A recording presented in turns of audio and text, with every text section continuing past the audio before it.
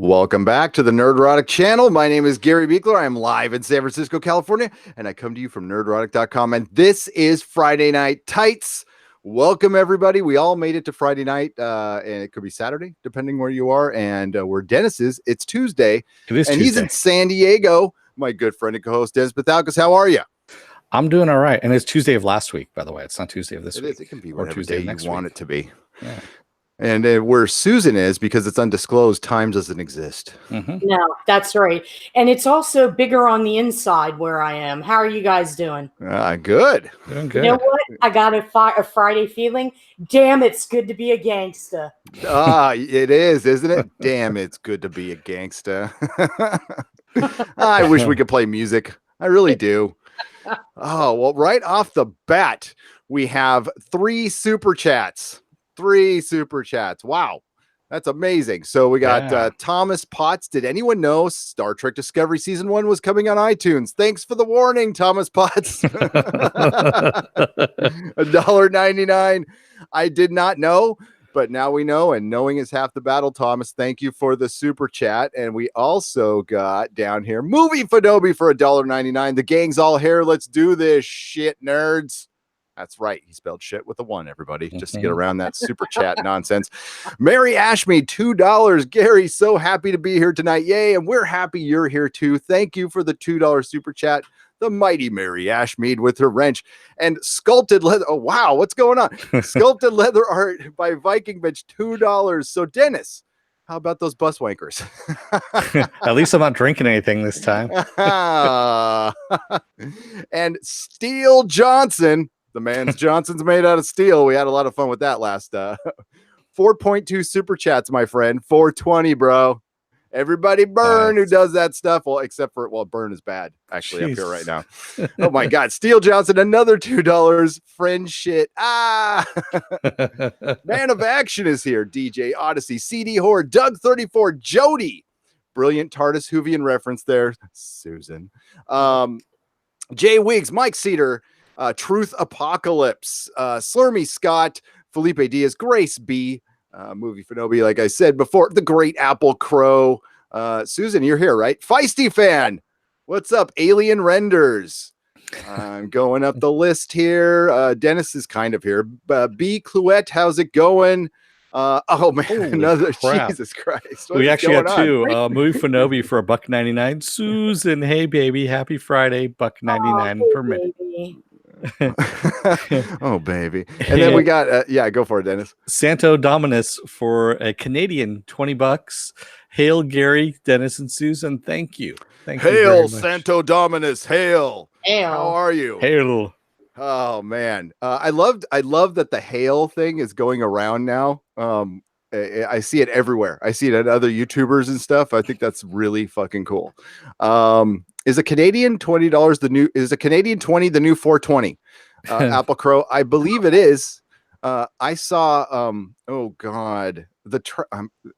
Captain Foley from Trek Yards was on Anti-Trekker this morning, and he showed these little packs of pot cigarettes that were Star Wars themed. Whoa. Yeah, it was Star Wars weed. Man. Yeah, man, where was that shit when I was smoking dope? God damn, you guys having all the fun. Does it help you see into hyperspace? Is that what goes on? Maybe. Maybe it makes you a grumpy old man and sucking off a manatee tit. I don't know. I don't want that stuff. Pot affects everybody differently. It just made me hungry and paranoid. What's up, Richard Busetti? How's it going? JD Brisbos. CD Horde says nub nub. Yes, it was called Nub Nub. That's right. It was called Nub Nub. That's pretty fucking brilliant right there. Oh, you fucking Canadians are pretty funny for being America's hat, but it's all right. Maybe wear your pants. You're pretty fucking funny, eh? Eh? Well, we've got a lot of was it Captain Robert?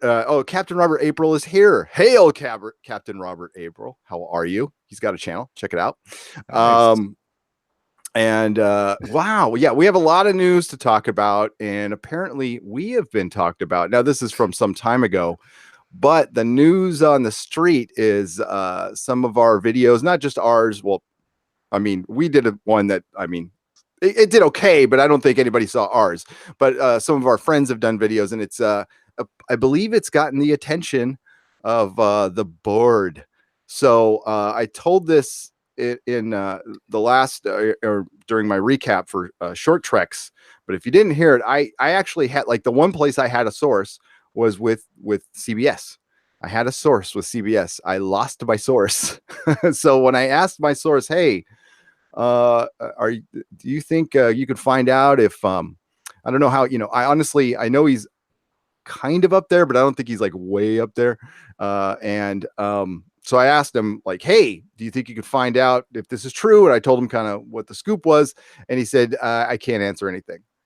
And he said, no more questions. I'm all, are we still friends? And he said, yes. And I'm all, why? And he said, I said, no more questions. I'm like, oh, okay. So take that for whatever it is. I don't know. He probably just wants to, look out for his job and knows I'm a bit of a babbler. So he's pieced out. So I lost my he source. realized that you're a babbler. Yeah. I mean, I am. I mean, Yeah, I would never do anything maliciously. Yeah, if you really want stuff to get there quickly, just tell Gary. There you go. And but tell Susan, though, she's good with her sources. She's a legit journalist. So I'm no journalist. Legit? I don't know. Journalist? That's a maybe. You're too legit to quit, Susan. What are you talking about? CBS plugging the leaks. Maybe, and we'll get to that. We will get to that. That's going to be our top story tonight. We also have some interesting Watchmen casting, and we have Deadwood news and some bummer news about the Kingsman. And then whatever you guys want to talk about. Dennis has a full list going on here. That's pretty good. Also, we're going to talk about Homecoming a little bit. We finished Homecoming. That'll be later on in the broadcast. We'll give you our thoughts on Homecoming. It'll be mostly spoiler free, I would say, Dennis. We can just we'll say you didn't finish partially. It, right? I did. You did? Okay. I did. Okay. So all right. I finished it. I saw what's going on. Okay. Got some Swamp Thing casting. Yeah, we got some good stuff going on. And we got 104 people here, so we can get right to it if you'd like to. Sure. Did you want to start? Oh, movie Fanobi, $1.99. Dennis, bus wanker for life. Bus wankers for life. Yeah. It only works the one time. Sorry, that was it. Yeah. They cast the Floronic Man for the Swamp Thing show. I hope they go super surreal with this with the mutated design. Well, we will talk about that silhouetted animator. We hope so as well. But if you listen to our Titans recap that we just had, I think the biggest problem the show has is budget. It's not. I think the writing is actually improved. It's not great yet, but it's improved. Yeah, if you look at the CW shows and you look at what's going on right now with Titans, there's no budget there. So if you're not giving any budget to your shows, yeah. All right. So Susan was nice enough to bring this to my attention. Susan, can you say how it came to your attention, or is that something we shouldn't say, or does it matter? It actually was in Midnight's Edge. It was posted there. And I saw it, and they mentioned us in it along with Midnight's Edge. And I thought, wow, what's this all about? Went and looked at it and thought, well, this is something we should talk about. This is the first time this has ever happened to anything I'm associated with. So I thought this is newsworthy. Yeah, and to be honest, I don't have like Google mentions set up, so I don't know when or any kind of mention. So I don't know when people are bringing us up or not. It's best not to know, in my opinion. If it's really bad, I'm sure somebody will bring it to my attention. Hopefully, this one is kind of funny. It's just a Facebook group that says CBS should sue Midnight's Edge.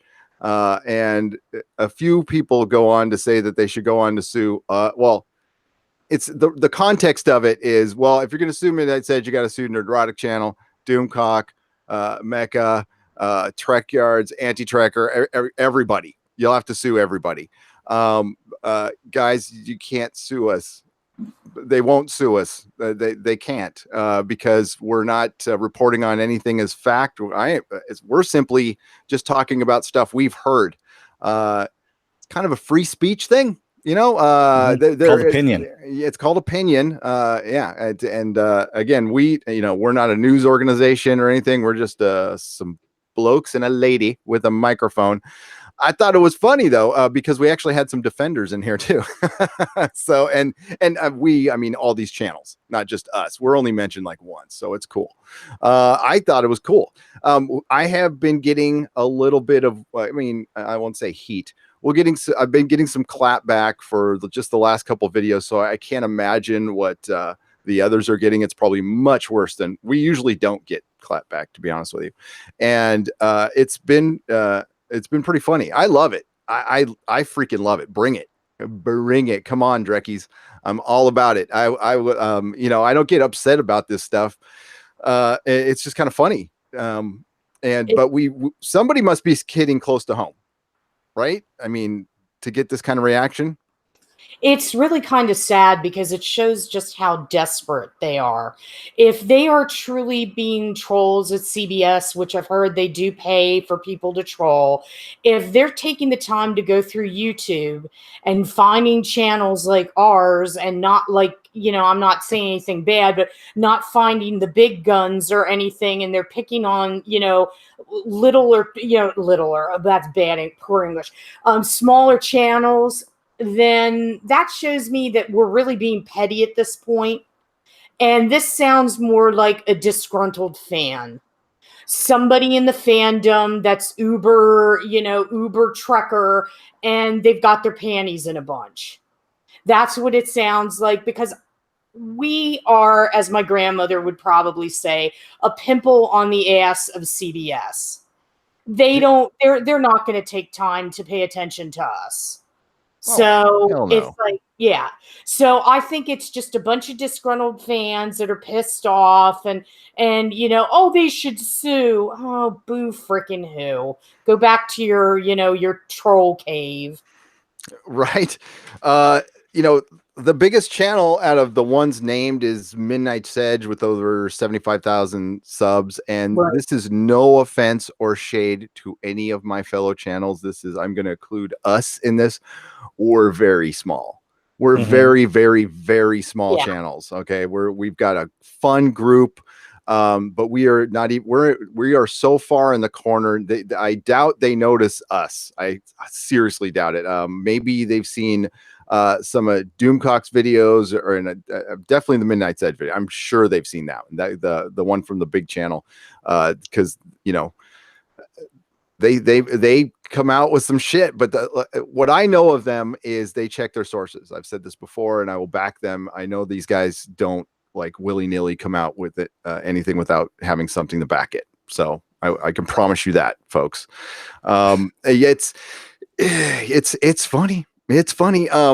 Yeah. What's up, Dennis? You're going to say something? I was just saying, Mako says, why wouldn't CBS pay attention to me? Their video has 128,000 views. That's more than their subscribers they have to CBS All Access. Well, that might have something to do with it too. I think they seriously hit close to home to get this kind of a clapback. They had Screen Rant, and I did a video, came out with the fucking article a few hours right after Midnight's Edge video came out. That was a direct response. I got you, Dennis. Hang on just a second. And then they came out today with a Michael Chabon article that was essentially him talking about the Picard series, but in the headline, they made sure to put canon was one of his focuses. Like, he really respects that canon. 2 days after, not saying they noticed it. I'm just saying it's a coincidence. Okay, coincidences happen. And they've been getting a lot of criticism on canon from a lot of people, not just me. Okay, so, but I just thought it's interesting that the media is running defense for them, and to deny it is silly. Like, they are straight up getting fed articles and access. Well, I know IGN is one of those outlets that they get special treatment. They get special perks from these shows. They get exclusives. They're all part of that golden ticket A-list. distro shit for publicity. So that's how that happens, because that we'll get to this, but that whole article read like a press release, a paid press release. It really did. Dennis? I just want to say thank you to Steele Johnson for the $2. That's how it always begins, very small. Great, Big Trouble in Little China reference. And then, Jesus Christ, John T. Net, $400 Hong Kong dollars. Imagine smoking that branded weed while watching TLJ and losing the high immediately. And it's cool to hear CBS is onto your channels. If they sue Gary, could win enough in the countersuit to buy his own retail building for the comic shop. Thank you. Bring it on. That is so funny. What's up, DJ Dejo? John Tennette. John Tennette is awesome. Thank you so much. And Steele Johnson. I like that name, man. Steele Johnson. So real quick, why don't you read some of those some of the chat, Dennis, and I'll try to get some of the highlights of this, and then we'll read that article. Langley Neely says it kills me because they could have easily made a show that wouldn't have had these problems. Exactly. They could have just avoided the canon altogether by setting it in the future, setting it way in the past. I don't know, whatever. Just not setting it right in the middle of TOS. On a on a different spaceship, like light years away. Yeah, or in a different, culture. You don't need to go with Federation or anything like that. They could have done a Romulan thing from the Romulans' point of view. There you go. There you go. You could have made it in the same time period and done. I'm sorry. I said that's a great point, Dennis. Why not go with the Romulans? Nobody ever goes for the Romulans. They always do the Vulcans. Yeah, exactly. I've been saying, I mean, there's good Romulan stories out there, but I feel like there's still a better one out there. Like there's the quintessential Romulan episode. Well, I didn't know, not now. Please do not take that back. No, we've already gotten all the Romulan stories. Don't do any more Romulan stories, please. Never mind. I never said anything.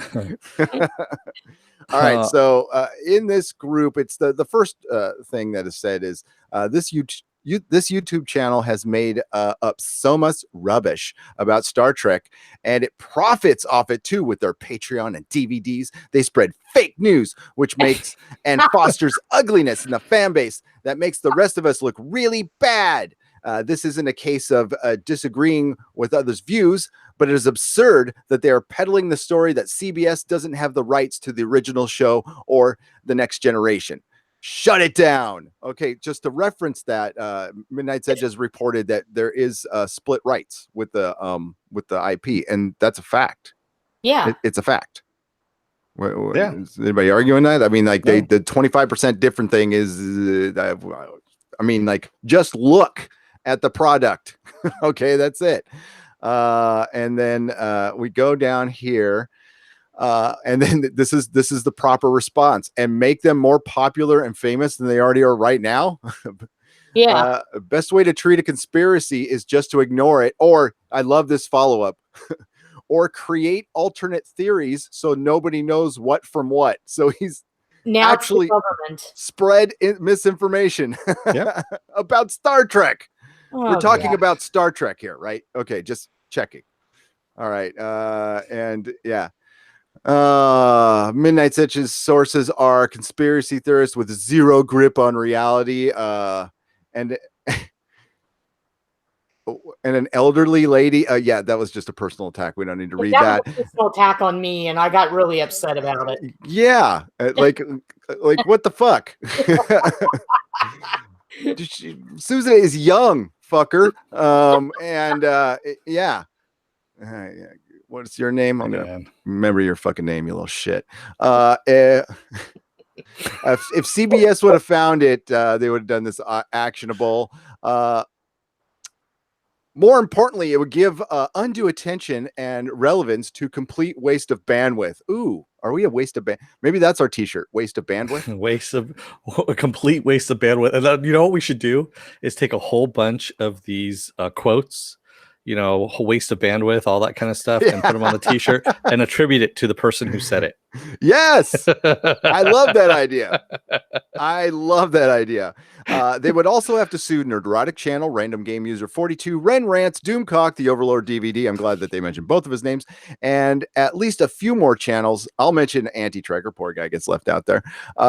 Plus, Random Game User 42 has recently been on Geeks and Gamer, so the Star Trek critic channels are now, or Star Trek Star Wars critic channels are now partnering up with other channels that's involved with the Star Wars backlash. Midnight's Edge might be appearing soon on World Class Bullshitters, and Doomcock has already been on the High Council with Geeks and Gamers, World Class Bullshitters, and Comic Artist Pro Secrets. That's a lot of channels CBS would need to sue. Oh, there's so much more than that. We are not that. I mean, there's a couple hundred out there. Yeah, that's like, this is oh, I like one guy says, oh, cool, I got some new channels to watch on YouTube. Yeah, I saw one too. Yeah. We actually need to put that one in too. Just put down, complete waste of bandwidth, and then, cool, I got a new channel to watch. Yep. On the shirt. After stomping out Axanar, it probably wouldn't be a good idea for CBS to take YouTube channel to court. Yeah, it probably wouldn't. Yeah, they're already hurting as it is. That would be piss poor optics for them. The optics would be horrible. And it would just make them look like, as Dennis would say, the bunch of wankers that they are. Well, the funny thing is we haven't heard how many subscribers they have to this channel. That if they had like a lot of subscribers, we'd be hearing about it all the time. Netflix tells us how many subscribers they have right now.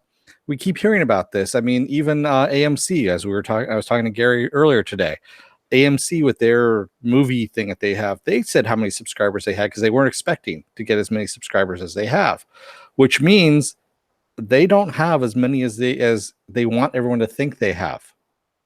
And I'm going to guess it's under 1 million.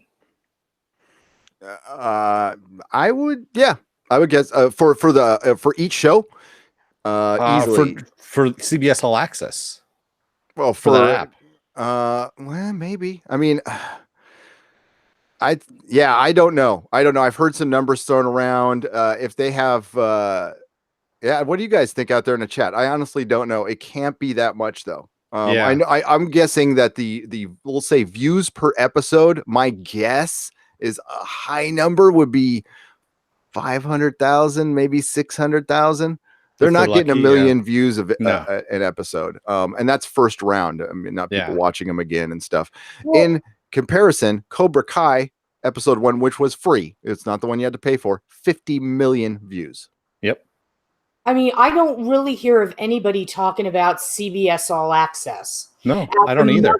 Have streaming channel, and with the amount of content that they don't have at present, because Peele's series isn't starting until next year, I don't know how they think they're just really influencing. They're definitely, like you guys said, not Netflix. They're not even stars. They're not even DC Universe. Yeah, I'm going to say that right now. Yeah, they're nowhere near that. And I just want to say thank you to Stephanie Littlepage for the $5. Greetings from the captain's wife. Bob is at 775 subscribers at last count. Let's keep those numbers growing. Yeah, check out Captain Robert Abrams' channel. Yeah, he's getting. It's really important for channels to get that 1,000 subscriber. Yeah. Because that way they can get monetized and get super chats and stuff like that, and start doing it more, as a hobby, and maybe turn it into a profession. YouTube has made it harder. So I found that one guy who's now my really you're more than welcome here at this channel. PS Cargile. Thanks, a new channel to watch. They do more than Star Trek. I love that comment. I also want to say thank you to Silhouetted Animator for his $5. Got an early copy of the mod release of Legion Season 2 PM DVD from China. Sadly, no Blu-ray release. And thank you to Movie Fanobi for $1.99. Dennis heard the news. Buswankers invade San Diego. Wouldn't be the first time. Wouldn't be the first time. It really wouldn't. Oh man. And then you mentioned IGN. IGN reviewed Calypso. Okay, you guys, some of you saw my review for Calypso. It like nothing happened. It was a soldier flirted with an AI, and it was supposed to be like a love story. It should have been like a horror story. It would have been much better, like a Nightmare at 30,000 feet, like in a spaceship or something like that, versus an AI. But no, it's just spoilers. An AI.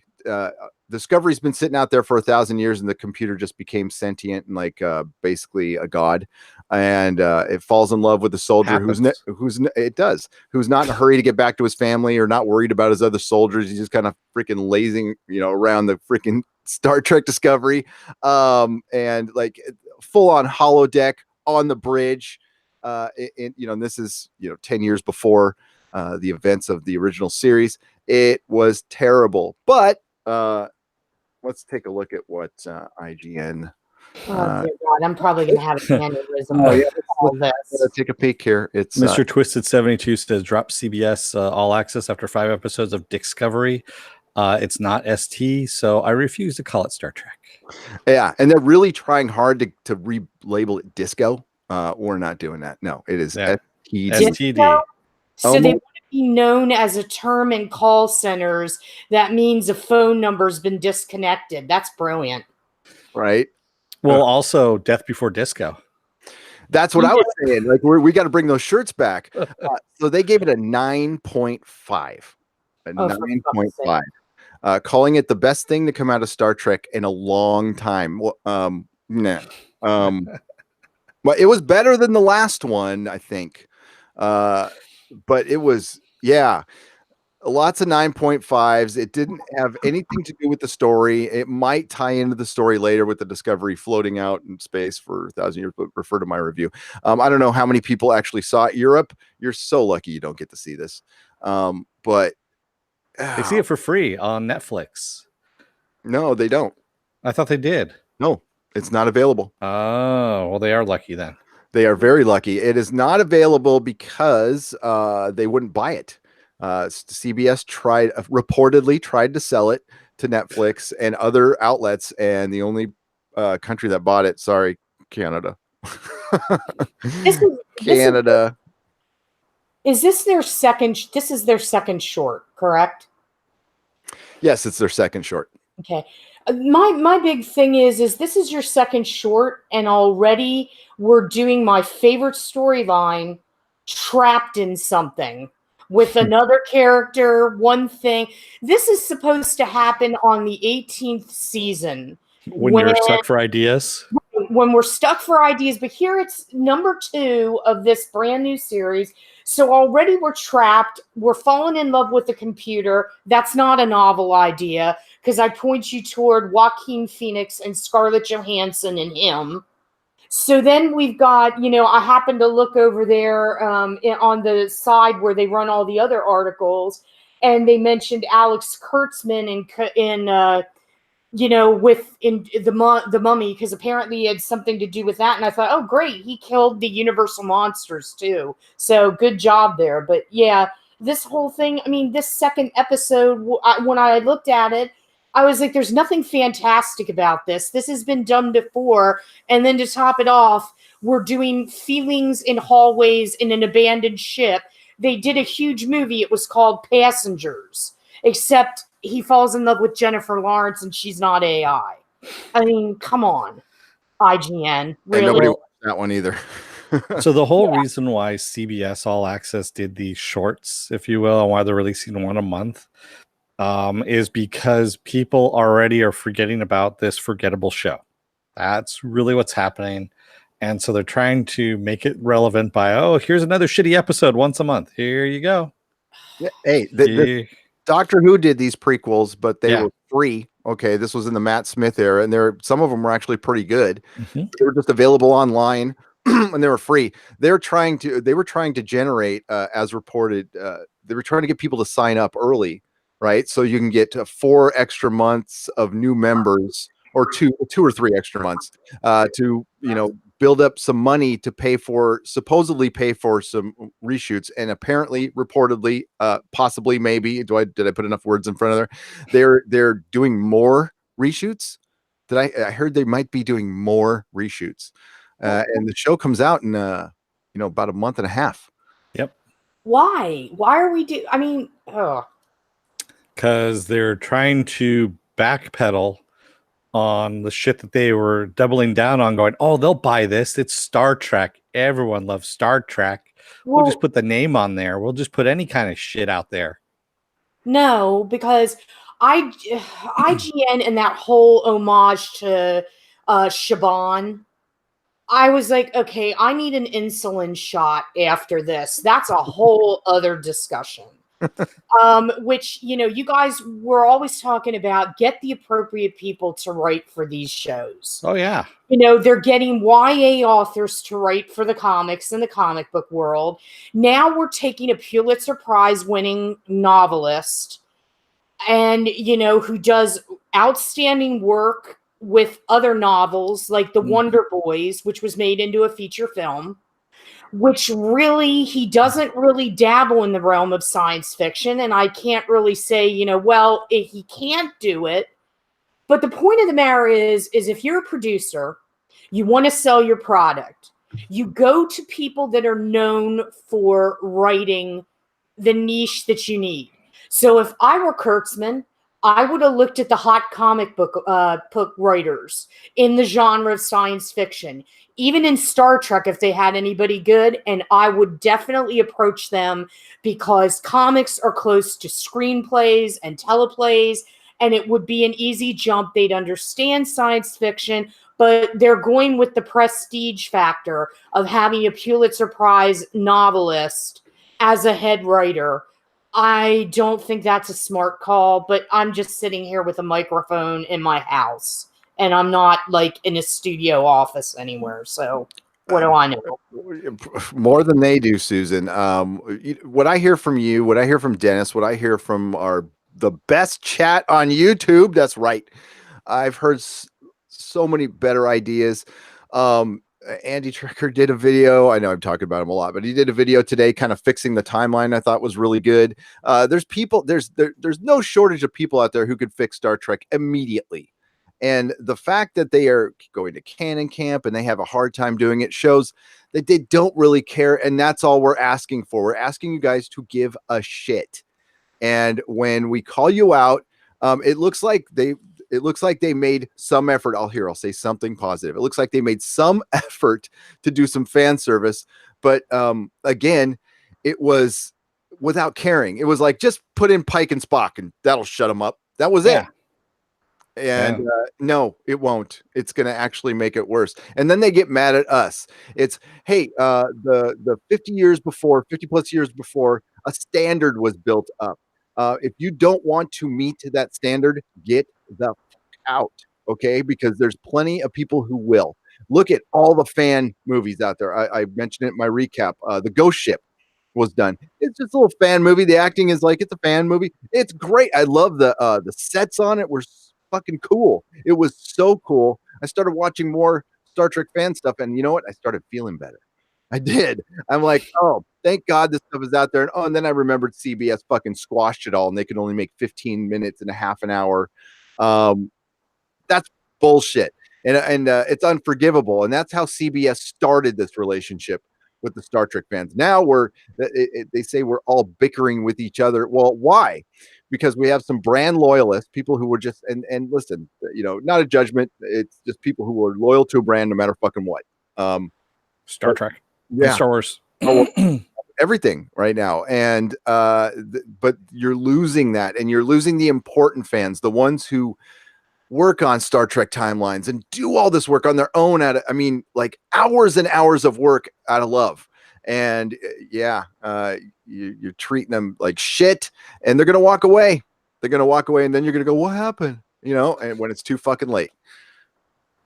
Damn it. I want to the best chat. I want to say thank you for the $2 from Brandon Papa Giorgio Foley. Hopefully that Papa Giorgio is from Vacation. I think it's Vegas Vacation, because that's actually pretty damn funny. Did you guys hear Megan Fox could go to Star Trek 4? I did. She's going to save it. That's what I heard. Megan Fox will make Star Trek great again. Really? She'll bare her boobs and now save Star Trek? Okay. I'm right. Mm, That'll work. I mean, that's terrible. Yeah, it's not. Yeah, that is terrible. That's horrible. That would be wrong. Yeah, that would be. I, for one, would not want to see that. That. Yeah. Thank you to Steele Johnson as well for the $2 for peppermint gum for Mary Ashmead. Yay. Aw. That's nice. All right, There let's we go. go. We got to roll up the chat. I was yakking Yeah. the whole time there. No, I was going through there. Tyon Ranger, I still think they got rid of Axonar because it was too close to STD and they knew it would highlight even more flaws. I agree. I think, yes. Why do you think they destroyed Luke Skywalker? Why do you think fundamentally as a character, it's to make Rey look better? They keep it's been happening in all of our stuff. They think that destroying one thing elevates another. That's ridiculous. It's fucking ridiculous. And yes, Axonar made Star Trek Discovery and still makes it look bad to this day. It was awesome, at least the trailer. I mean, I think they're still working on it, right? I think they might be, yeah. Captain Robert April says Ghost Ship was shot in the Star Trek Continues sets. I thought Star Trek Continues is awesome. Yeah, Ghost Ship was cool, man. I watched it twice. It showed up on my suggested list, and I watched it. I'm like, God, that was kind of awesome. I liked it. Small Yoda 3, Gary, you should watch Prelude to Axonar again, or Star Trek of Gods and Men, Star Trek Horizons, etc. Also, Axonar is going to be making 2 more 15-minute episodes as part of their settlement with CBS. Yay. I am very happy about that. And yes, Stephanie Little Page, the people dissing Midnight's Edge can suck it. They can. And any other channel involved in that. I mean, you know what? They could have a bunch of people not talking about it at all. And believe me, that is worse. Mr. Twisted 72 says, instead of suing, they should recruit the fans. We've said this before. Lucasfilm was a pioneer in this. Yeah. They would never sue the fans. What they would do is they would see somebody who did something really cool and they go, hey, you want to come work for us? And they would recruit these people. But that's not going to happen. Yeah. Because Hollywood is very closed right now. They're all circling, the wagons are circling them. So they're getting very tight knit now, very paranoid. So they're only going to pick from what they think is their creme de la creme. And fault, Star Wars world for as much as you can. But you're absolutely right, Dennis. They embrace their fans. George Lucas didn't have a problem with fans doing fan films. Some people actually encourage it. Some, like, for example, Dana Gould of Stand Against Evil, he encourages fans to build sets and do, crazy things. There are creators out there that want their fans, that enjoy their fans. Yeah. But I guess Star Trek is fuck the fans, and we're just going to do what we want. It's CBS, actually. They were saying fuck the fans. Yeah. Yep. That's their motto. And I want to say thank you to Movie for Nobi for the $4.99, 150 plus watching, Gary. I'd say it's the beard, but maybe it's the hashtag pants optional under the desk. Look, no hands. Hey, my hands are busy at the moment. Okay. So, I'm good right now. Let me see. A pen in my hand. Actually, my hands are busy at the moment. There we go. Boy. Everybody drink up. Drink up if you do that kind of thing. What's happening over there, Dennis? I just had a drink in my hand. That's all it was. Yeah. Yeah. SC says, just because you're a Trek nerd doesn't mean you know how to write and produce. True. But the thing is, you can still go in, and if you have good ideas, and that was the whole thing that Lucasfilm was all about. Just because you can write and produce on other things doesn't mean you can write Trek either. Yeah. And I'm just going to paraphrase from Harold Kumar. Just because you're hung like a moose doesn't mean you need to shoot porn. Yeah. And writing, I use the term writer for especially the current set of writers. I mean, I'll even exclude Michael Chabon did win a Pulitzer Prize for a book that was good. Okay, it was a good book. I liked it. Cavalier and Clay was good. but I also took the time to read his Spider-Man 2 script, which Dennis pointed me to, and it's god awful. Yep. So, some people just don't write certain things well, and we're being nice about that. Okay. Kristen Bayer, who is the guru of the canon, squiggled a map. Imagine going to you're like, hey, we're going to brain surgery camp, and somebody like comes in and it's supposed to be all serious, and they draw a brain kind of like this. They go, okay, here we go. Here's a brain. All right, this is your brain. This is your brain on drugs. That's pretty much what that fucking map was, and how seriously took it. The map was decently accurate, I guess, compared to the one I showed, but it showed the effort, and that's what we're talking about here. And by the way, she has 0 credits on anything before Star Trek Discovery. So I don't know why. I mean, I'm sure there's better people who can do that. People who are more experienced in Star Trek. As a matter of fact, I know it, and I named a couple of my video. So there you go. Buswhackers Unite, by the way. Yes. Buswankers Unite. Right. I'm like talking and I see that out of the corner of my eye and I lose my train of thought. Mike Cedar says, I'm hung like a moose. I keep it a secret though. Excuse me while I whip this thing out. Oh man.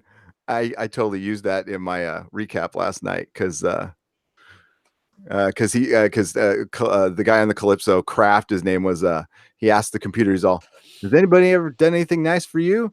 She's all, no. What do you want to do? And I just said, excuse me while I whip this out. It would have been perfect. Oh, God. Mufinobi, thank you for the $1.99. Last one, Dennis, knock, knock. Buswankers. Oh, boy. That's from last week's show, by the way. We get to I'm like, where did you start? There is so much. I'm actually kind of bouncing all over the place at this point. I'm pretty much near the bottom, so I didn't scroll up too far there. So Captain Robert April makes a good point.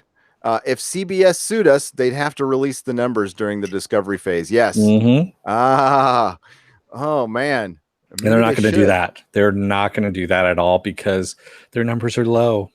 I'm sure my umbrella policy protects me against CBS, right? It might not protect you against STDs, though. Well. Hey, Langley's here. What's up, Langley?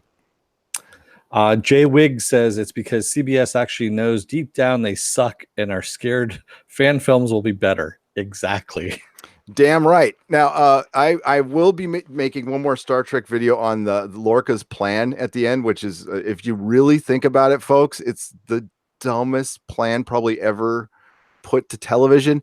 And the funny thing is, and this is not saying you're dumb, Langley. Langley was on most of our recaps, right, Langley? He predicted every step of it perfectly before it happened. It was almost like he was in the writer's room, but he wasn't. And I'm going to do a video centered around that. So it's good to see you here, Langley, because it was funny. Lee Mac Ajax says they should bring Enterprise Season 4 out of the basement. The pre-production was nearly done back in the days. Yeah, and just bring back the entire cast. Oh my God. You would see... man, Enterprise would be treated like the returning king. Yeah, it would. It would. Especially just forget that last episode ever happened. Yeah. Because that last episode was just crap. Complete and utter crap. But yeah. That's all I'm going to say. Mr. Twisted 72 said, never seen this level of vitriol from studios before. No, it's weird. And CBS is turning into the worst. They are the worst by far. They've actually sued fans. And what Susan was just talking about there is shows that would kill to have people making fan films. I think that's starting to happen with The Expanse, stuff like that. But yeah, a show like Timeless, I bet you they would have loved to have that kind of fan support, and they'd still be around, and Farscape. Too bad Farscape, it was perfect for its time and everything, but if it was in the internet age of now, it might have gotten more life, And and that's one of those things you could recommend. Instead of watching Star Trek Discovery, watch The Expanse, watch Farscape. There's tons of other shows you can watch that are better. I mean, we could even say Firefly. if it would have been around now, could have been saved. Yep. But I'm of the mind that it ended the way I think it really ended well. I don't know how good that show would have been after 4 or 5 seasons. I kind of like the one season with the movie. I dug that. But we also have the Orville. We have the Orville, and it's coming back in a little over a month, folks. Yeah, we can rejoice. December 30th. Yep. Did I hear there's going to be a 2-hour premiere? What? That's what I heard. I heard it's a 2-hour premiere. Interesting. Yeah. I'll be a happy girl. Oh, yeah, because they're doing the last episode of season 1. Yep. Yeah, and then they're doing the first episode of season 2. That's right. So smart, that's how they're doing very it. smart. Yeah. I remember now. Mako asks, I'm still not sure what CBS All Access is selling. It has Discovery, which is bad. What else? Young Sheldon. Believe it or not, Mako, Young Sheldon probably does get nominated. The Good Fight is a popular show that I heard is actually pretty good. And The Good Wife, you mean? Or no, The Good Fight. It's the sequel to that, or I don't know anything about either. And believe it or not, Big Brother, man, that show, the voyeurs of the world. I mean, not judging if you like that show. We all love a little voyeurism. Oh, I probably shouldn't have shared that. Jordan Peele's coming, so that's going to be a big name for them. Yeah, but he's just redoing old episodes of The Twilight Zone. That's what Gary... we know the one. I don't know if he's doing. I mean, I would hope he's not going to do that. I'd keep my fingers crossed, but that doesn't sound hopeful when that's the very first episode that they disclose. Yeah. I don't know. Remaking old episodes is bad. That is not good at all. That is Star Trek Discovery on Twilight Zone, which is sacred ground. Original Twilight Zone episodes. That's the greatest television show to ever be on TV. And no. I might lose my shit on that one. Drop CBS All Access. Mr. Twisted 72 says drop CBS All Access after 5 episodes of Discovery. Yeah, I already read that one. Sorry. Tyon Ranger says nope. Egotistic Fun Time talked about that. It's Sunday, an hour long, and another episode that Thursday. Oh, okay. Cool. There we go. So we're 2 episodes within 4 days. Okay, great. Yeah, that's fine. That's even better. Yeah. And they didn't even explain in Calypso how the computer got so intelligent and why the ship was out there. Tachyon field, that's why. Tachyon field. But I know that okay, so the person who was doing the voice work, it sounded like I'm trying to think of a nice classy way to say this, but there is no classy way to say this, so forgive me. It sounded like she had already mounted somebody, and the whole conversation was, so what are you doing now? It's really breathy. And it's like the AI was currently having sex with somebody while they were talking on the phone. Is that the best way to put it? Yeah. Wow. It was weird. It was weird. God, I got to do voiceovers for these parts. Yeah, you could. I mean, much better. Hi, baby. I could even do it. Hi, baby. Ooh. See, no, it was. She was really breathy. She was all. So what are you doing right now? And just, yeah, it was really weird. I was like, is that just me? No. I played it for Mrs. Nerdrotic. She's all, no, she's pretty breathy. Probably the direction was try and act sexy. And that was the response that you get. Are you a 1-900 operator? Do you know that kind of talk? That's what we want. Yeah, that's what we want. Go for it, baby. Yeah. Now get that straw and blow some more cocaine up my ass. Oh boy. We're already there. Yep. That's how all the Raiders meetings begin. Yep. Richard Frost says, Gary, have you seen The Bodyguard on Netflix yet? Well worth a look. Mrs. Nerdrotic thought it was very good. Has Rob Stark in it, but I have not seen it yet. If I have time, I'll check it out in between all the other shows. I have promised to watch Panic in the Disco Shirt. Now we definitely have to do the Death Before Disco Shirt before somebody. I don't think that's a trademark term, is it? I mean, no. So it's not. Death Before Disco has been around for a long time. Oh, they're out there. You can buy the shirts right now. I was trying to find one of the vintage ones though, and I couldn't find it. Oh yeah, I don't think you're gonna find those. Those are worth money. Just saying. Says at Dennis, gotta love the catch-all tachyon use in science fiction. Yeah, I had an old buddy of mine who turned to me before we were gonna watch the last episode of Star Trek Next Generation, and he said, "Beware the tachyon fields, dude." He was pretty drunk at the time, so he was right though. Yeah. The ads for the Orville look great. They do. The Orville looks great. We saw the panel at Comic-Con. That makes me weep. You guys are so lucky. It was a good panel. It sucks because we told you we had to give up on the Project Blue Book panel, which like that show looks dope. I can't wait for that. I'm going to cover that baby. Yeah. Oh yeah. We are too. So yeah, you're gonna be with us on that. Yep, I will, and the Orville too. Yeah. What's up, Robot Rob Shlomo? How's it going, Rob? Good to see you. Good job over there, guys. On that's Robot Rob Shlomo from Midnight's Edge, ladies and gentlemen. Rob. Hey, Rob. Truth Apocalypse says, but disco is cool. Don't trash disco with STDs. Yeah. There's too many jokes there, man. I can't do it. Let's just carry on. It's got Three Stooges Center, man. They're all blocking the door at the same time. That's a great analogy. The Simpsons. I didn't come up with on my own. I'm just gonna say that right now. So yeah, A Good Fight is a spin-off to The Good Wife. There we go. Okay. Yeah, that's why I'm not watching it. Yeah. Oh no! Oh my God! Really, Robot Rob Shlomo? Breaking news from Robot Rob Shlomo from Midnight's Edge. I joined late. Did you hear Michelle Yeoh is in talks for an STD spinoff? It's not April 1st, right? Oh no! Another fucker. I hope it's just talks, and they just go, "We were just kidding." Fooled you. I mean, the good news is, I mean, we have something to talk about for the next year. I'm sorry, I love Michelle Yeoh, but she is not really good in Star Trek Discovery.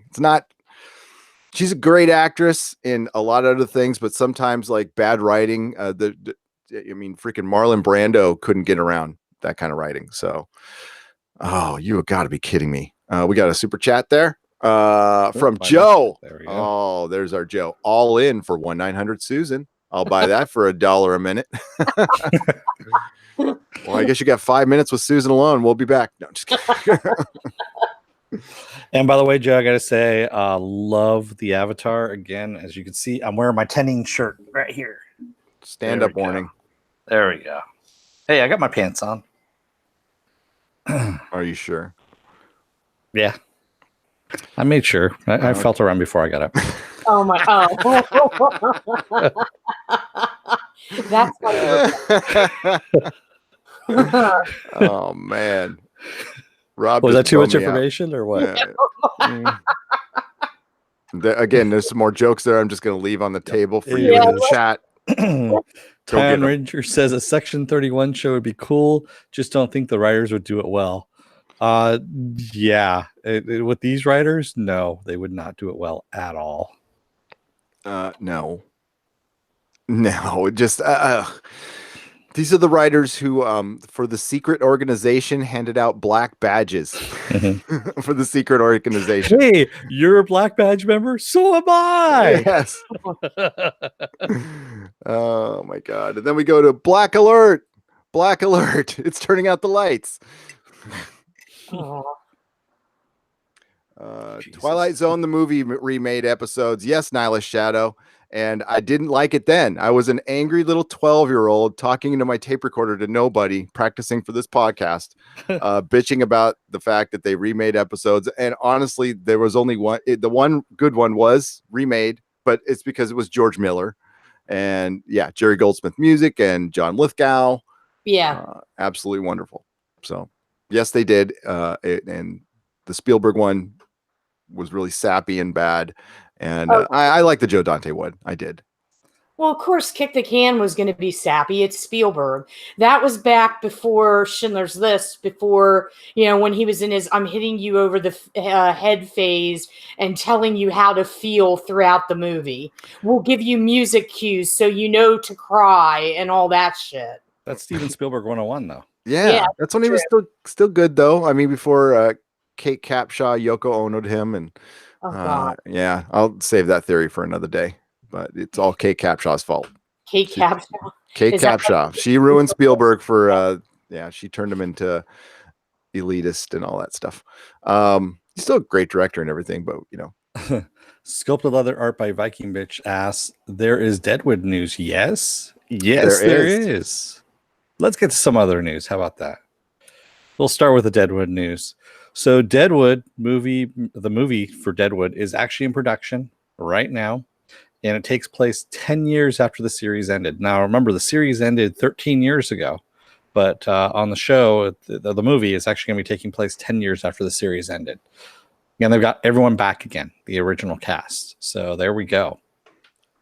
That is pretty much your news so far on Deadwood. There's your Deadwood news. Yeah.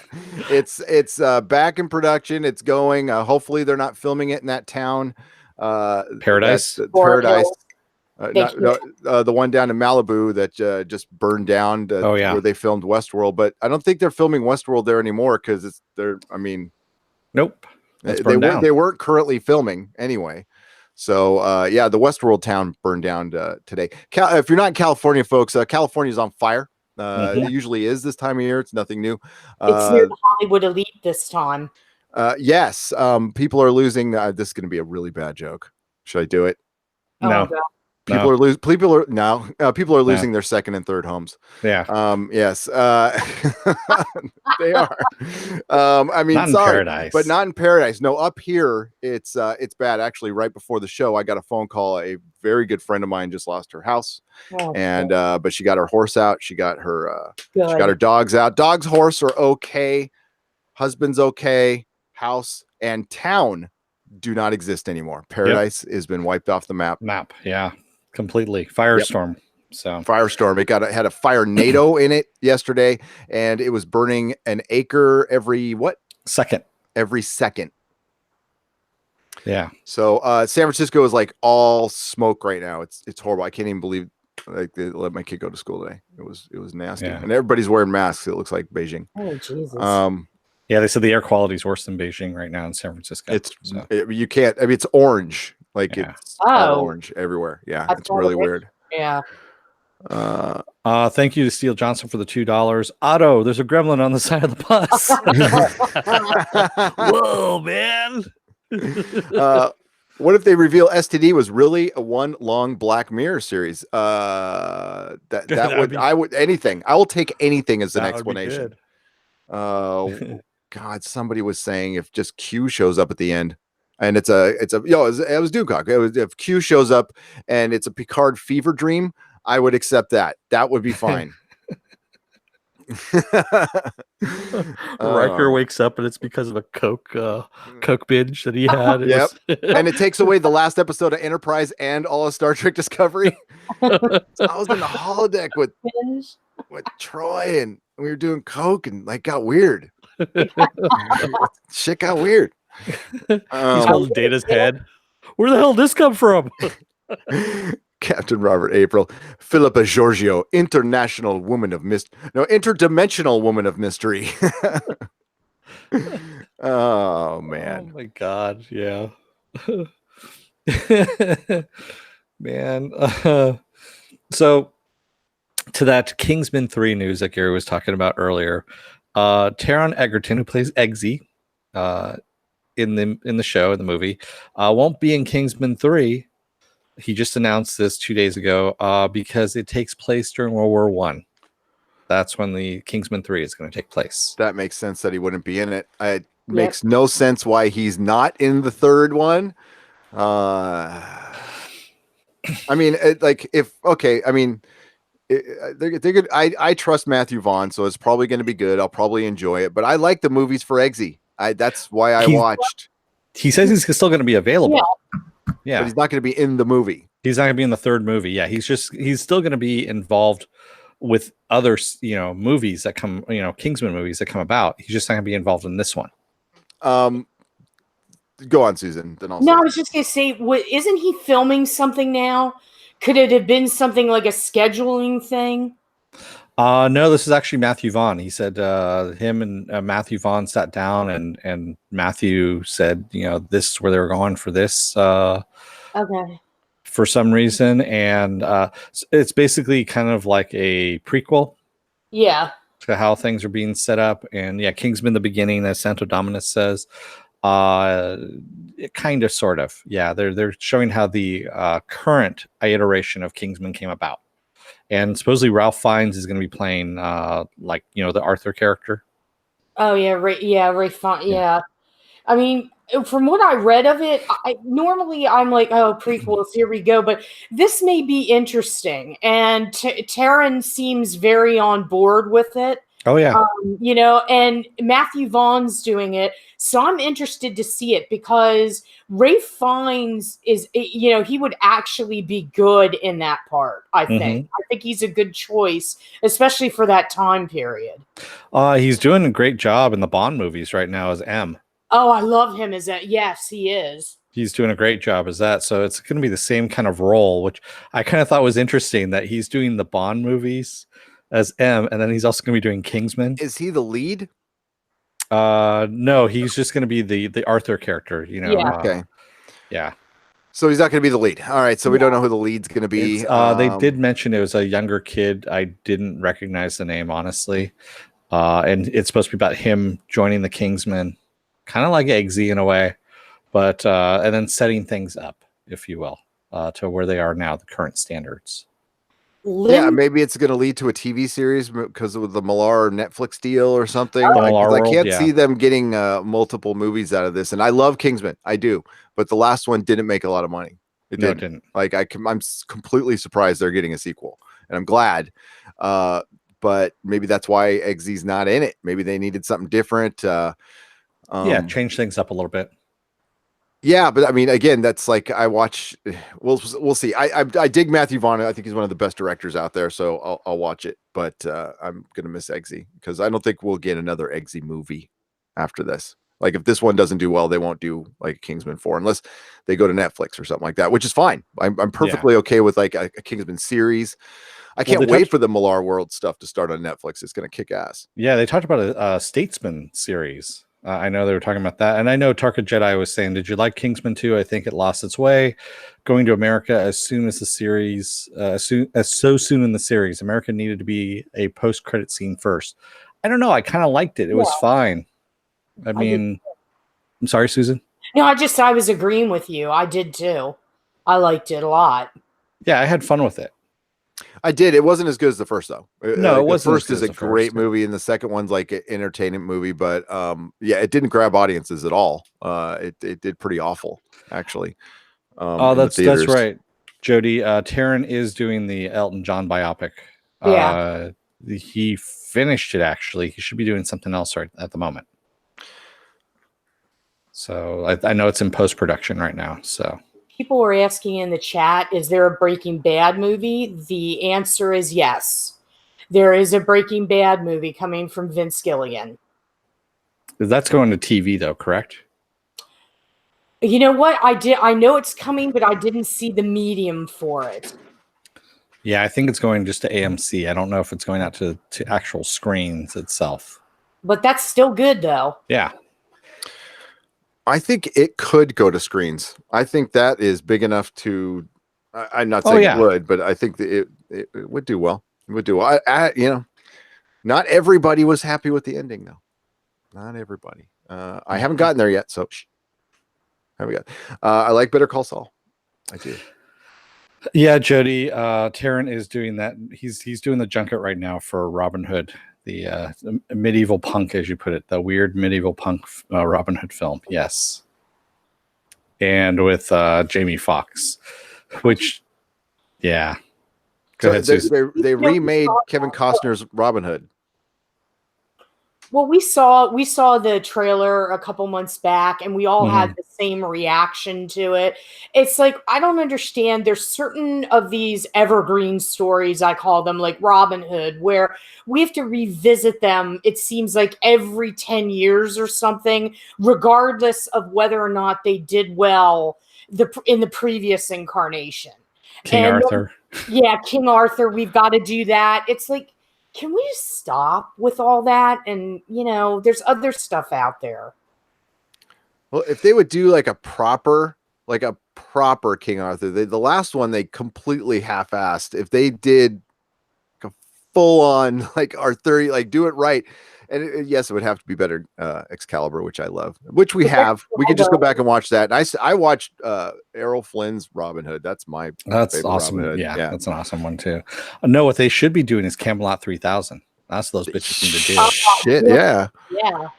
They might get around to it. They might. I mean, Christ, they're doing the Invisibles, right? With Grant Morrison? Doing the vision. Yeah.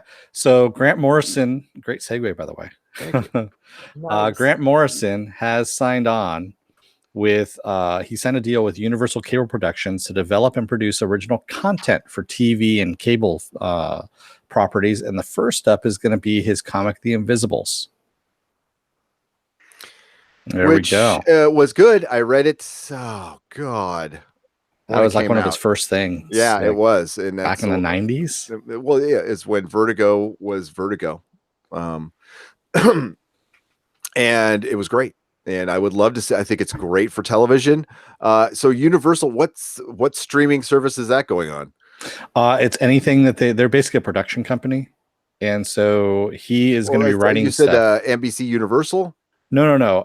It's called. Excuse me. I just lost it all of a sudden. Universal Cable Productions. Okay. There we go. Gotcha. I just saw the Universal.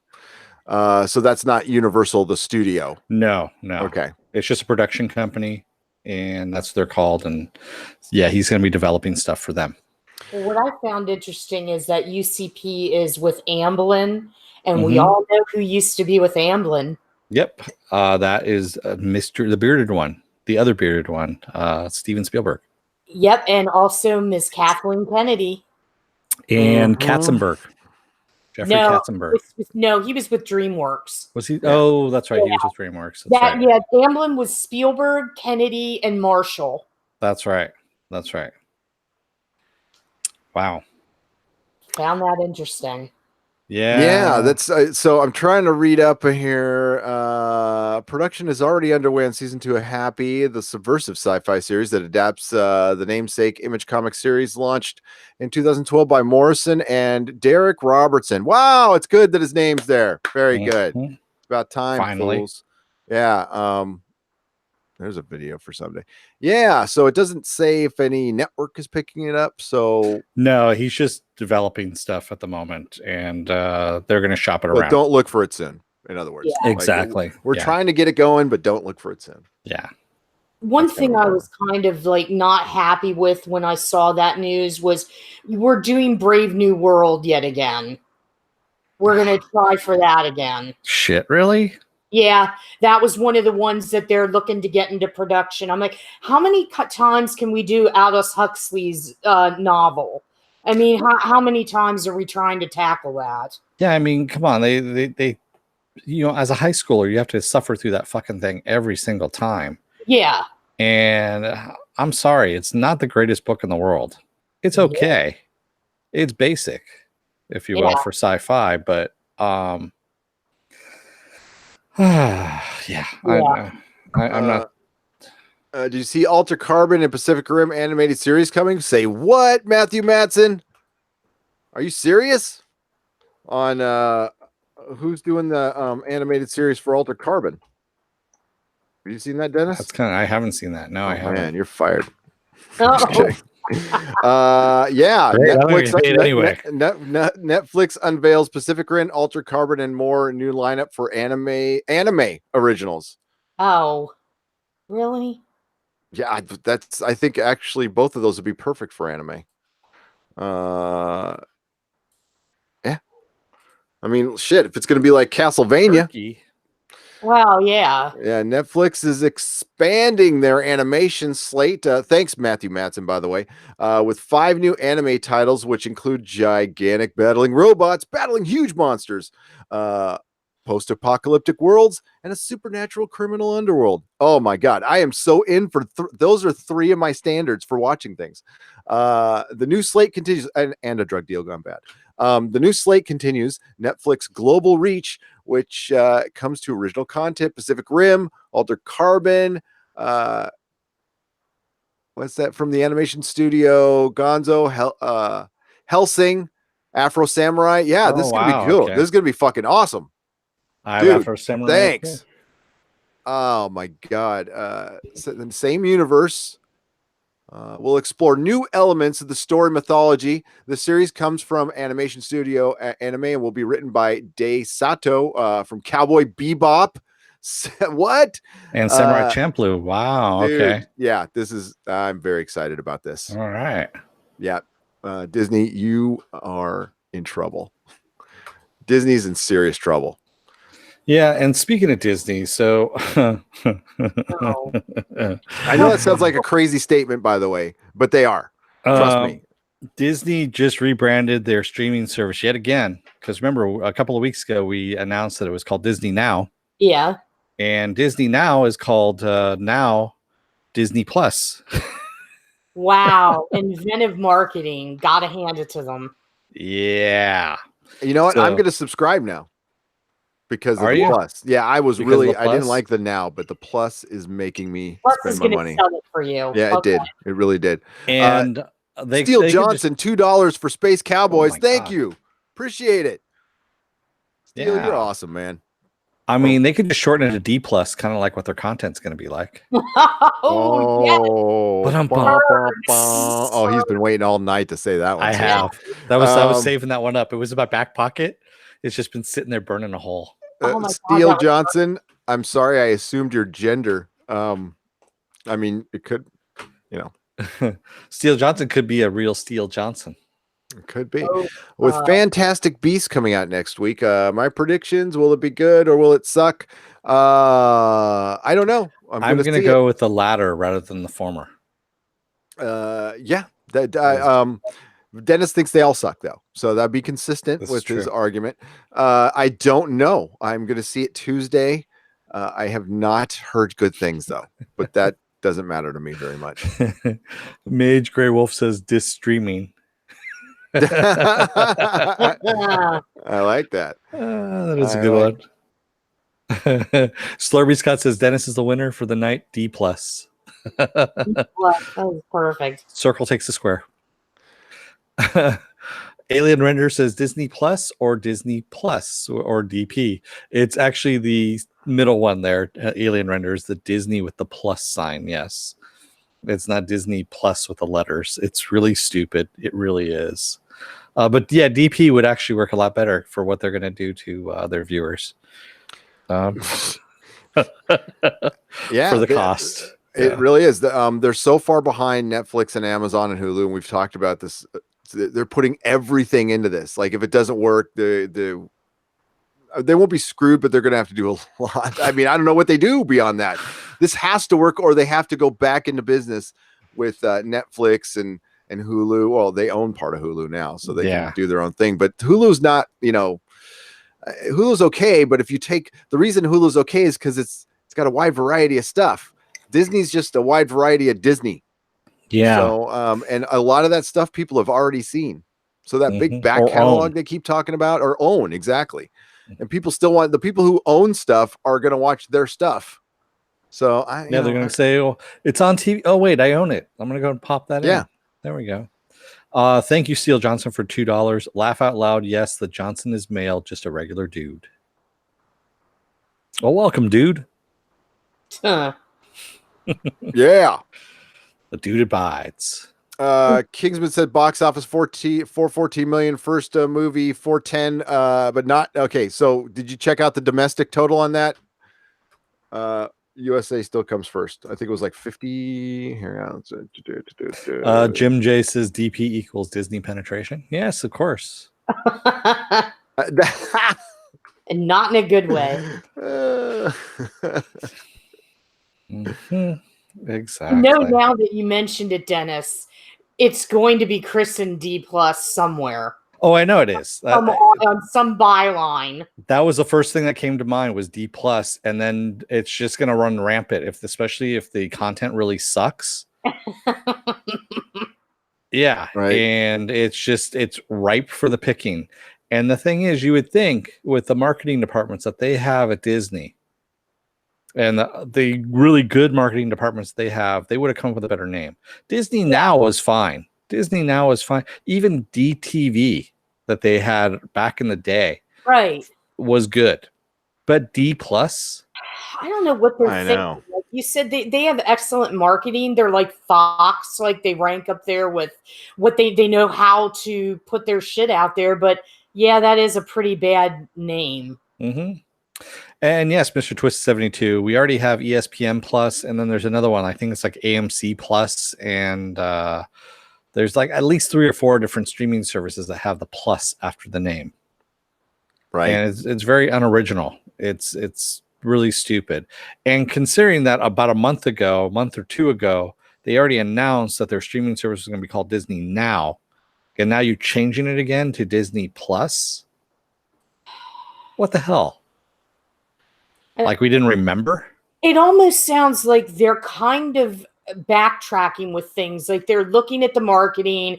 It's almost like they're, I don't want to say worried, but that's the first thing that comes to mind. Because when you start changing names and you start changing focus, that means there's something there that isn't working. Yeah, it's they're trying to figure out what brand name is going to penetrate the market, like Netflix.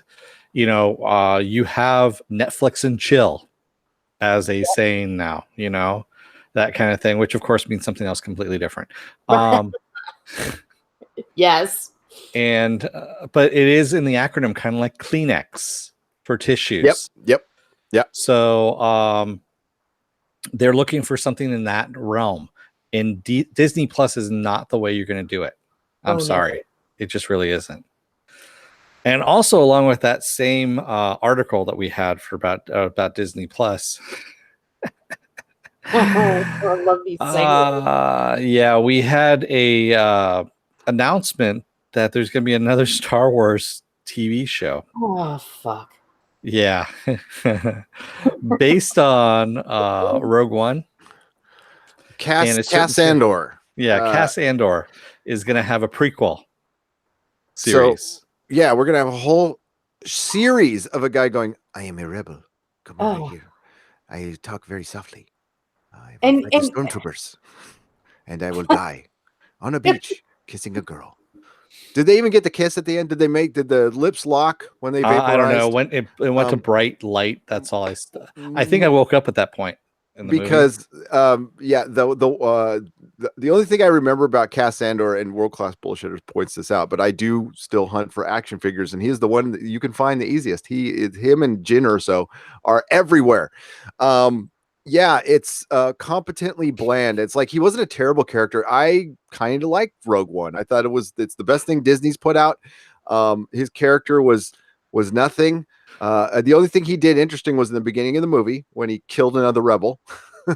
And then he went bland. I'm like, oh, this is cool. And then he didn't really do much after that. I mean, he's not a terrible character, but do you guys want to see this? Maybe, are there Star Wars fans out there who want to see like his adventures? And is it going to be kind of like the Loki series? Is it going to be like a one-off, like 8-10 episodes, or is it going to be multiple seasons? No. I think it's supposed to be. Go ahead, Susan. No, I was just going to say, who knows Diego Luna? Seriously, he's not a name. So why a show? Yeah, I don't know. And I think Felipe Diaz wins our T-shirt. Quote: "This is the best shit news of the week." That goes on our shirt right there. Oh man, like his Android was more interesting. the Donnie Yen character was more interesting. The dude blind who died early on with the helmet. I can't remember the guy who brought them the information. He was even more interesting. I don't remember his name, and he was more interesting. So I don't. There's not much to say about it. It's like discussing a white piece of paper. It's paper, and it's flat, and it's useful. It's functional. Yeah. And there's nothing exciting about it. Yeah. Oh, really? Mr. Twisted 72 said he's Tony Montoya in the Scarface remake. They did a prequel to Tony Montoya a while back, and he was the Tony Montoya. I forgot all about that. I didn't even know it existed. So I guess it was bad. It was really bad. Yeah. Surprised isn't getting a spinoff from Star Wars is J.J. Abrams' bestie, Greg Grunberg. Yeah, he's in episode 9. I heard. Yeah. Are the entire cast of Alias going to be in episode 9 and Felicity? Possibly. Okay. Yeah, they're all going to be Ray's mom. All of them. Yes. Even the men. The men will be Ray's mom. Oh man. Oh guys, I can't even get the gumption up to get mad about Star Wars or care. I'm just like, okay. So somebody said it earlier here in the chat that I started laughing. Mork said it. 2018, the year we're saying we're getting more Star Wars, pisses people off. Yeah, right. And then the only thing that would have been slightly interesting was this Matt Smith possibly being Palpatine rumor. I would have cared about that, maybe before The Force Awakens comes out. That would have completely hooked me. I would have gone, yes, they're going to do Dark Empire and they're going to do the clones. And but now I'm like, oh, I mean, I know Matt Smith needs the roles because he left Doctor Who early to get all that work in Hollywood and it dried up because he went and did Terminator Genesis. He did The Crown. The Crown is that's a legit show. So I mean, yeah, but he did Terminator Genesis. That's what killed his career, right? Genesis. That's right. It was Genesis. Genesis. Thank you, Nicholas Glenn, for the $4.99. Any idea on the next Exozone LS? Also, Rose Tico and her sister should have their own show. It would show the best form of diversity on Disney's part. The Rose Tico show. Yes, I think they should. I think that would be go right. They can have them back to back with the Cass Andor show. Actually, they put Cass Andor, Rose Tico, and her sister in an apartment. Call it Three's Company. And it would be Mr. Roper. Okay, they can bring back Obi-Wan. Obi-Wan is a Force ghost. No, and stop. Dengar. Luke, Dengar can Luke play. Skywalker. Dengar would be the one of the bounty hunters. Yeah, Dengar. You remember Dengar? He can be Mr. Roper. Mrs. Roper would be IG-88. It would be great. It'd be great. Nicholas Glenn, thank you. Hail Nicholas Glenn. On the next Exozone. The next Exozone could be soon. I can't say much more, but believe me, the second I find out, Nicholas, I will let you all know. What is the Exozone? Don't you love Dennis? What's the Exozone? If he watched our show once in a while, he would know. What show are we on? Exactly. The Exozone is the show that Doomcock and I do, and it's the Woo Woo Show. Oh, the Woo Woo Show. Okay, our Woo Woo Show. That's what I know it as, is the Woo Woo Show. I don't know it as by the proper name. I'm sorry. Yeah.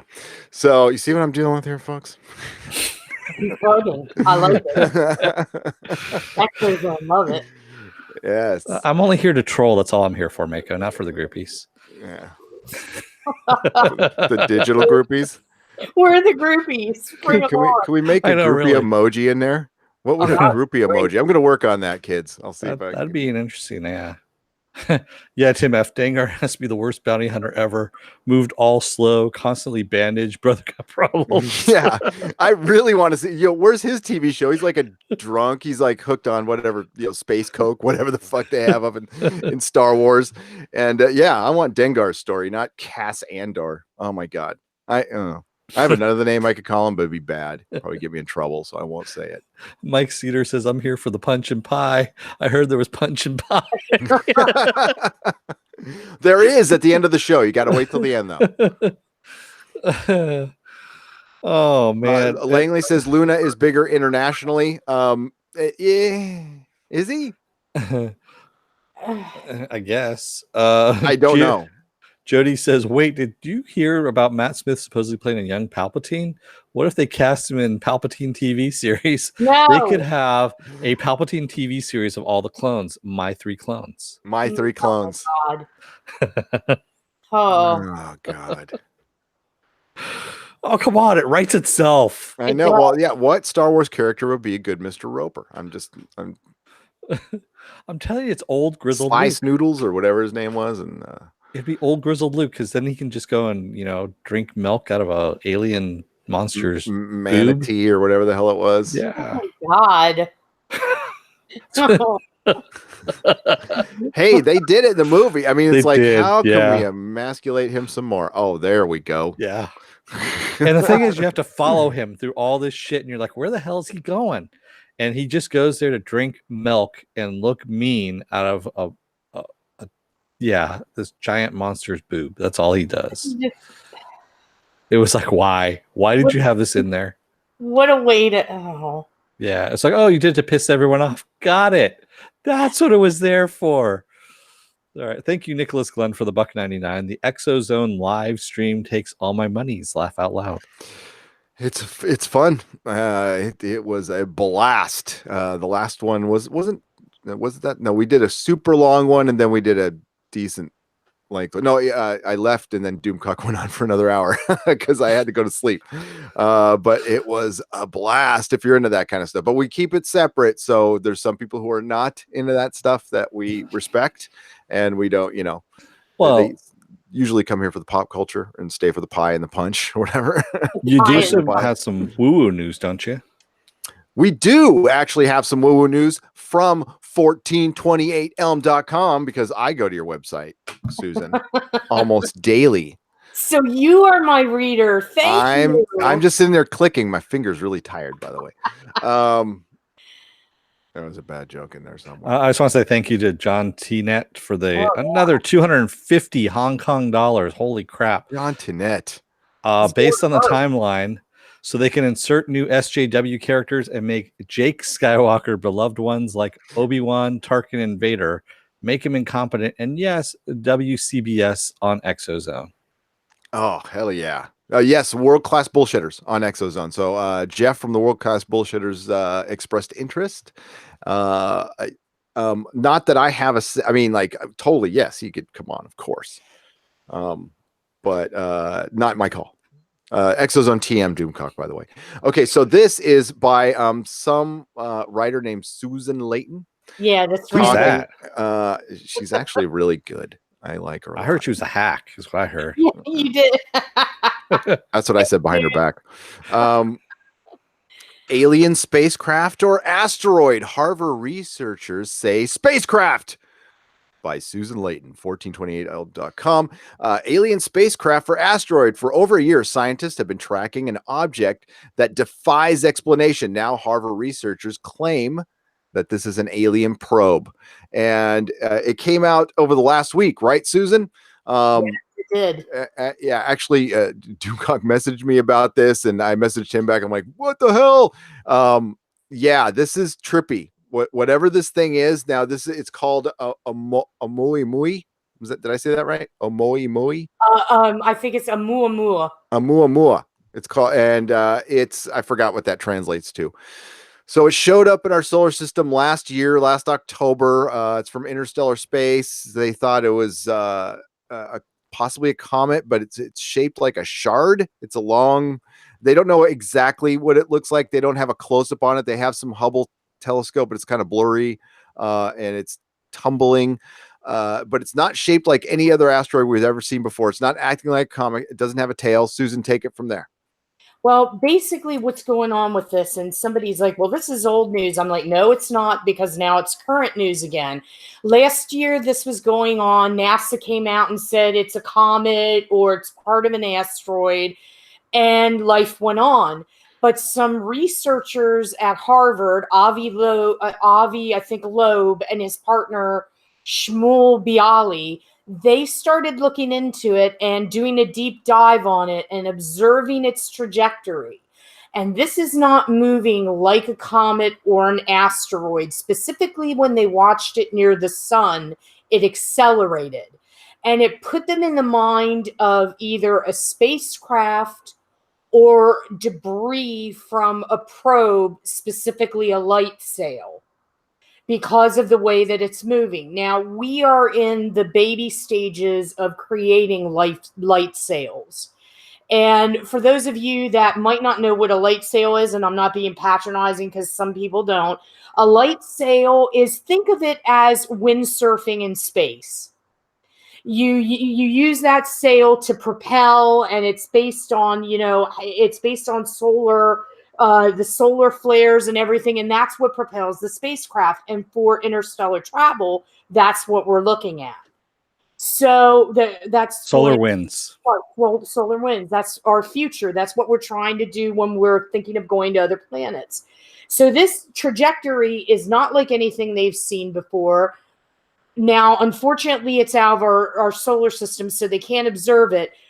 But the thought process is it's a probe, it's a spaceship sent here just to kind of take a look-see around.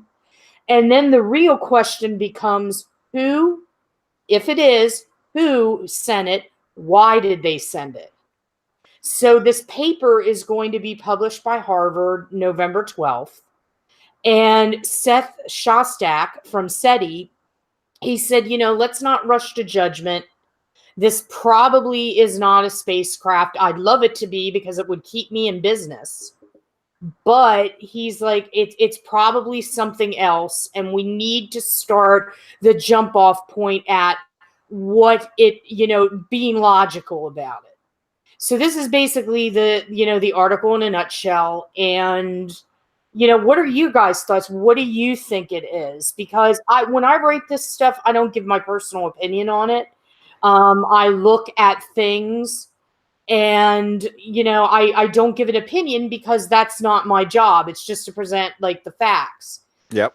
So, for me, I don't know what to think about what it is. What they say about the trajectory makes sense because a comet or an asteroid does not move like it's under control, of somebody else. It changed direction and sped up. Yeah, that's what happened. So, what is this? And if it is a probe, do we need to be worried like Stephen Hawking? Because Hawking said before he died, if aliens do visit us, we need to be very wary. And then you have to wonder, does the government know anything? Because all of a sudden the focus on the Space Force. I don't know. What do you guys think in the chat? Yeah, the government, this is my opinion, by the way, the government knows something. I don't know about this particular. I would have thought this was just like a weird comet or something that we just don't understand or something, but except for the changing of the direction and speeding up, that is very odd. So at the very least, even the fact that they're saying it's a possibility is a lot of growth for science, because science can be quite dogmatic too in their beliefs. And it's nice to see some of them. They're really starting to open up about this stuff, and it just took time, and they've done the math on it and all that bullshit. So now they're talking. There's still the paradox out there, but there's people open to consider it now, and that's all we're ever asking. We're never saying, "Oh, it's proof. This is definitely it." The fact that there's an eyebrow up and they're going, maybe, I think is progress. I think it's awesome. Well, Nick Pope has a lot, and Nick Pope, Tom DeLonge, and Luis, and I can't remember his last name, but these, people have been on the forefront of this ever since December of last year when it came out about the Pentagon and ATIP. And that whole project with the idea of an alien threat that we had actually been studying. There's footage of objects, unidentified aerial phenomenon that we cannot explain, that legitimate pilots have seen in our armed services. They don't know what it is. We have actual proof of this. So the conversation they're looking to start is beginning in the Senate, the House. They're looking at it, but whether or not it makes it to the hearing stage, that's another matter. Yep, it is, and you know, I don't know. I mean, I think it's something. I know Dennis doesn't believe this stuff, and that's cool. You know, Oh, no, I no, respect that. I think it's a sentient galactic space turd, is what I think it is. There he goes. Yes, a galactic space turd. Yes, that I can believe. He blasted one out, and yeah, it gained sentience. It did. It's his new Herald, the silver turder or whatever. The turd surfer. No, I think it's something we're gonna really go down the rabbit hole on the exozone. I have tons of theories that I won't bore you with here, but yeah, I think I love it. I thought it was great that this paper came out.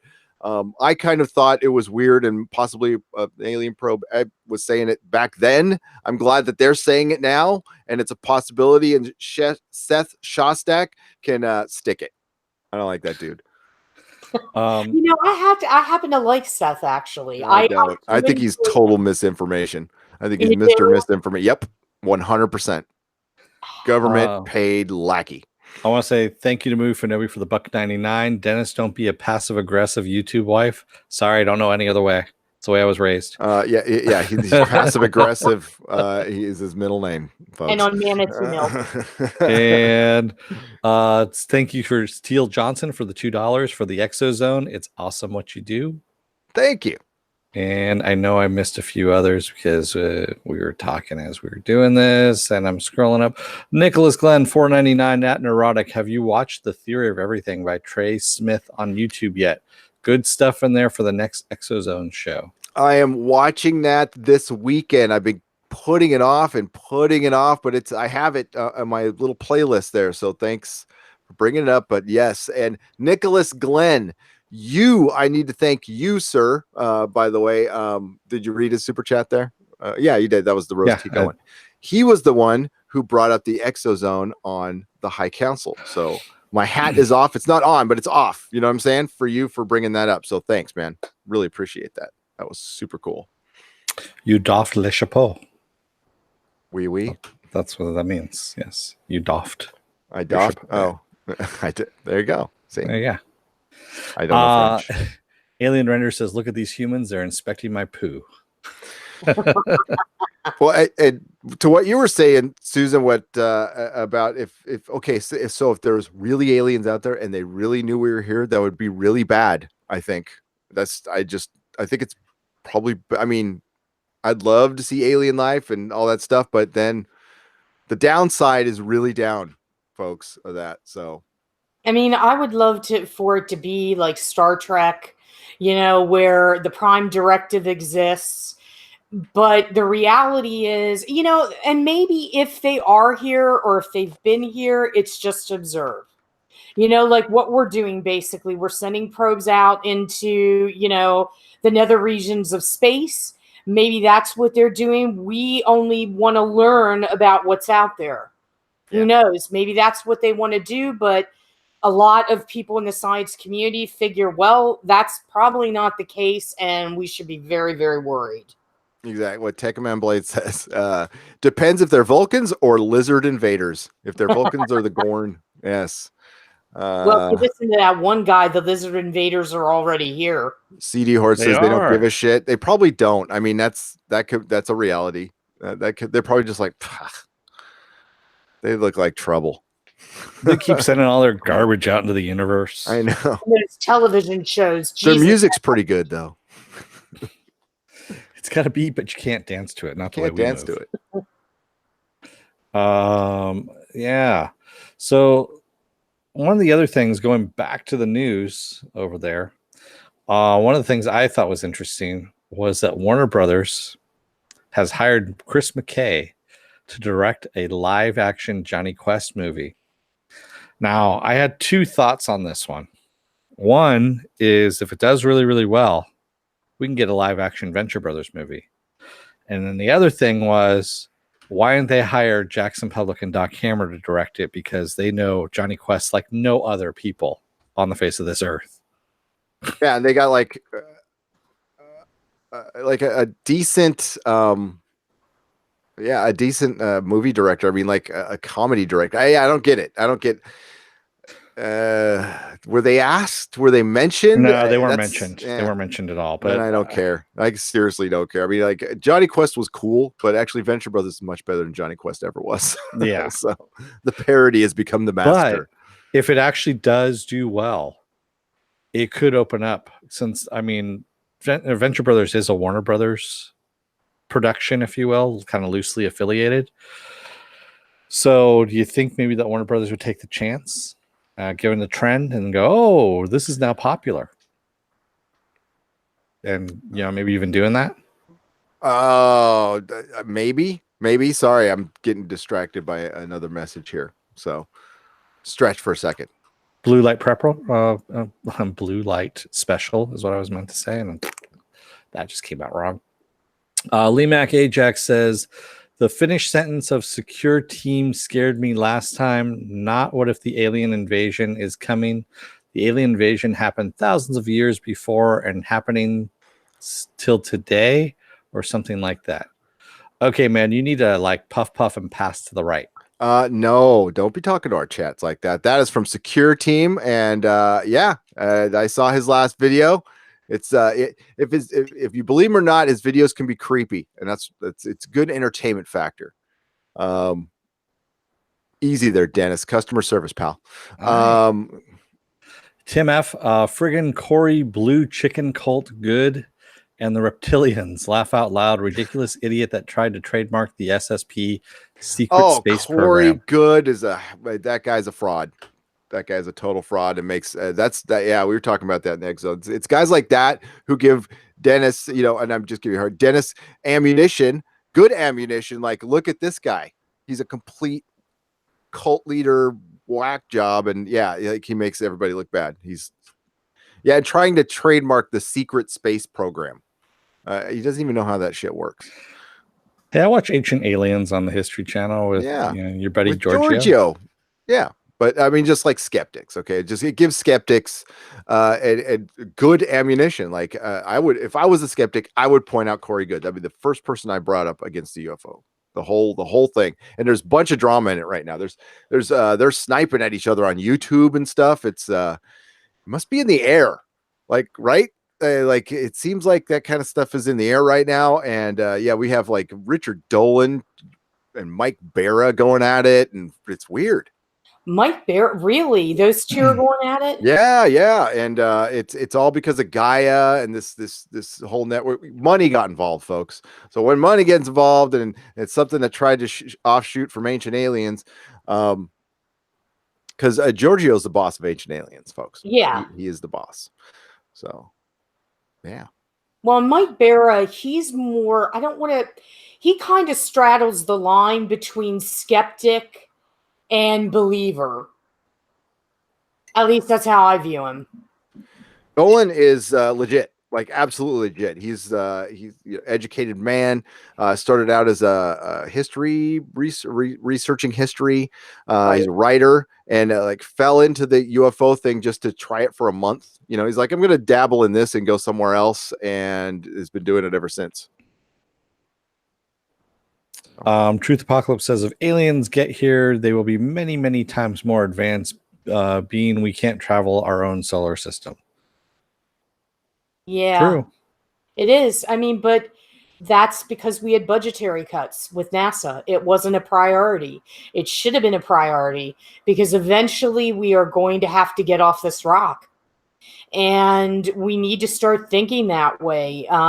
We need to start thinking about going back to the moon first. Then we think about Mars. Set up a base on the moon so that it's easier to get to Mars. There's a lot that we need to start thinking about.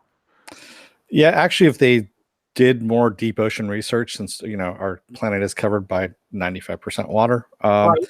and we only discovered like about 1% of it. They could actually use whatever they do with the deep sea ocean research for space travel. Yes, because they train the schools. Yeah, Well, also, I mean, you have more pressure involved, and Right. you have planets that actually have more greater gravity, that kind of thing, pressure, all of that. So whenever you could do in the water, you could actually do in space. You could use for space exploration. That's an excellent idea. Somebody needs to get on that. Yep. Yeah. Trust me, there's a lot of people that are working on it where I'm at. So I know that. Yes, Matthew Matson, Seaquest DSV. Oh man. Oh, Don't say that because somebody will bring it the fuck back. I know. It is already in the works, isn't it? Oh. Probably is. No. Let's do another Seaquest. Roy Scheider, man, that was going to be such a hit too. I don't. You guys remember? Like that was like Yeah. a Spielberg production, and that's Roy so Scheider, and like this was going to change TV. Didn't and it run for like 5 seasons or something? I don't. like that? Maybe. I just remember watching the first season, going, okay, that sucked, and that was like. I was in total nostalgic, not even nostalgic, just brand loyalty. It was Steven Spielberg. I was like, it's Spielberg. It's great. It's great. And by the end of it, I'm like, it sucked. Sorry to say. I guess there was some entertainment in it, but it was just Seaquest DSV. Yeah, Target Jedi. That he says really interesting. That Dennis. Yeah, I mean, if you're preparing for high pressure situations, which you have with the ocean, it's going to be the exact opposite up in space, or for planets that you're going to be landing on where you have greater gravities or different atmospheres, things like that. I don't know why they just don't do it. I mean, they could pump money into ocean research and kill 2 birds with 1 stone. Be the easiest way of doing it. Surprised nobody's thinking about that. Oh, there are people that are thinking about it. Just no one wants to fund it.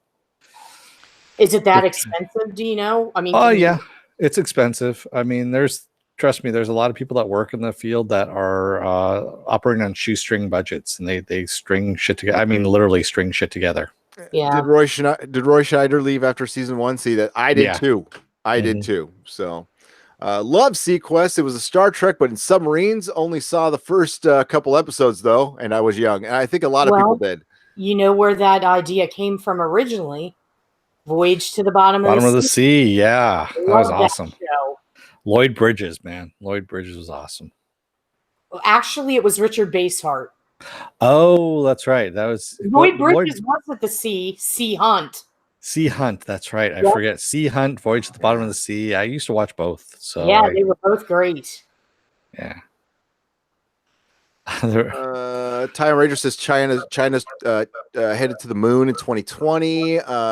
Musk is taking trips to the moon in 2025. Musk is heading to Mars. That is his unless he's changed his mind. It was Mars the last thing I heard. And his car passed Mars, as a matter of fact. It did? The Roadster passed Mars? That's awesome. Roadster passed Mars, yes. Did they have any video? I'm sure they did, right? There's I don't know. They had the cameras must have like I don't know. They were all exposed to space and vacuum. Yeah. It's cold, and I can't imagine that would do too well. What were you going to say there, Susan? No, I'm just thinking about Elon Musk, and while I admire his vision for the big picture, it's like how he envisions getting to Mars with movie theaters and swimming pools, basically the Titanic in space. This is great. It's not going to happen by 2020.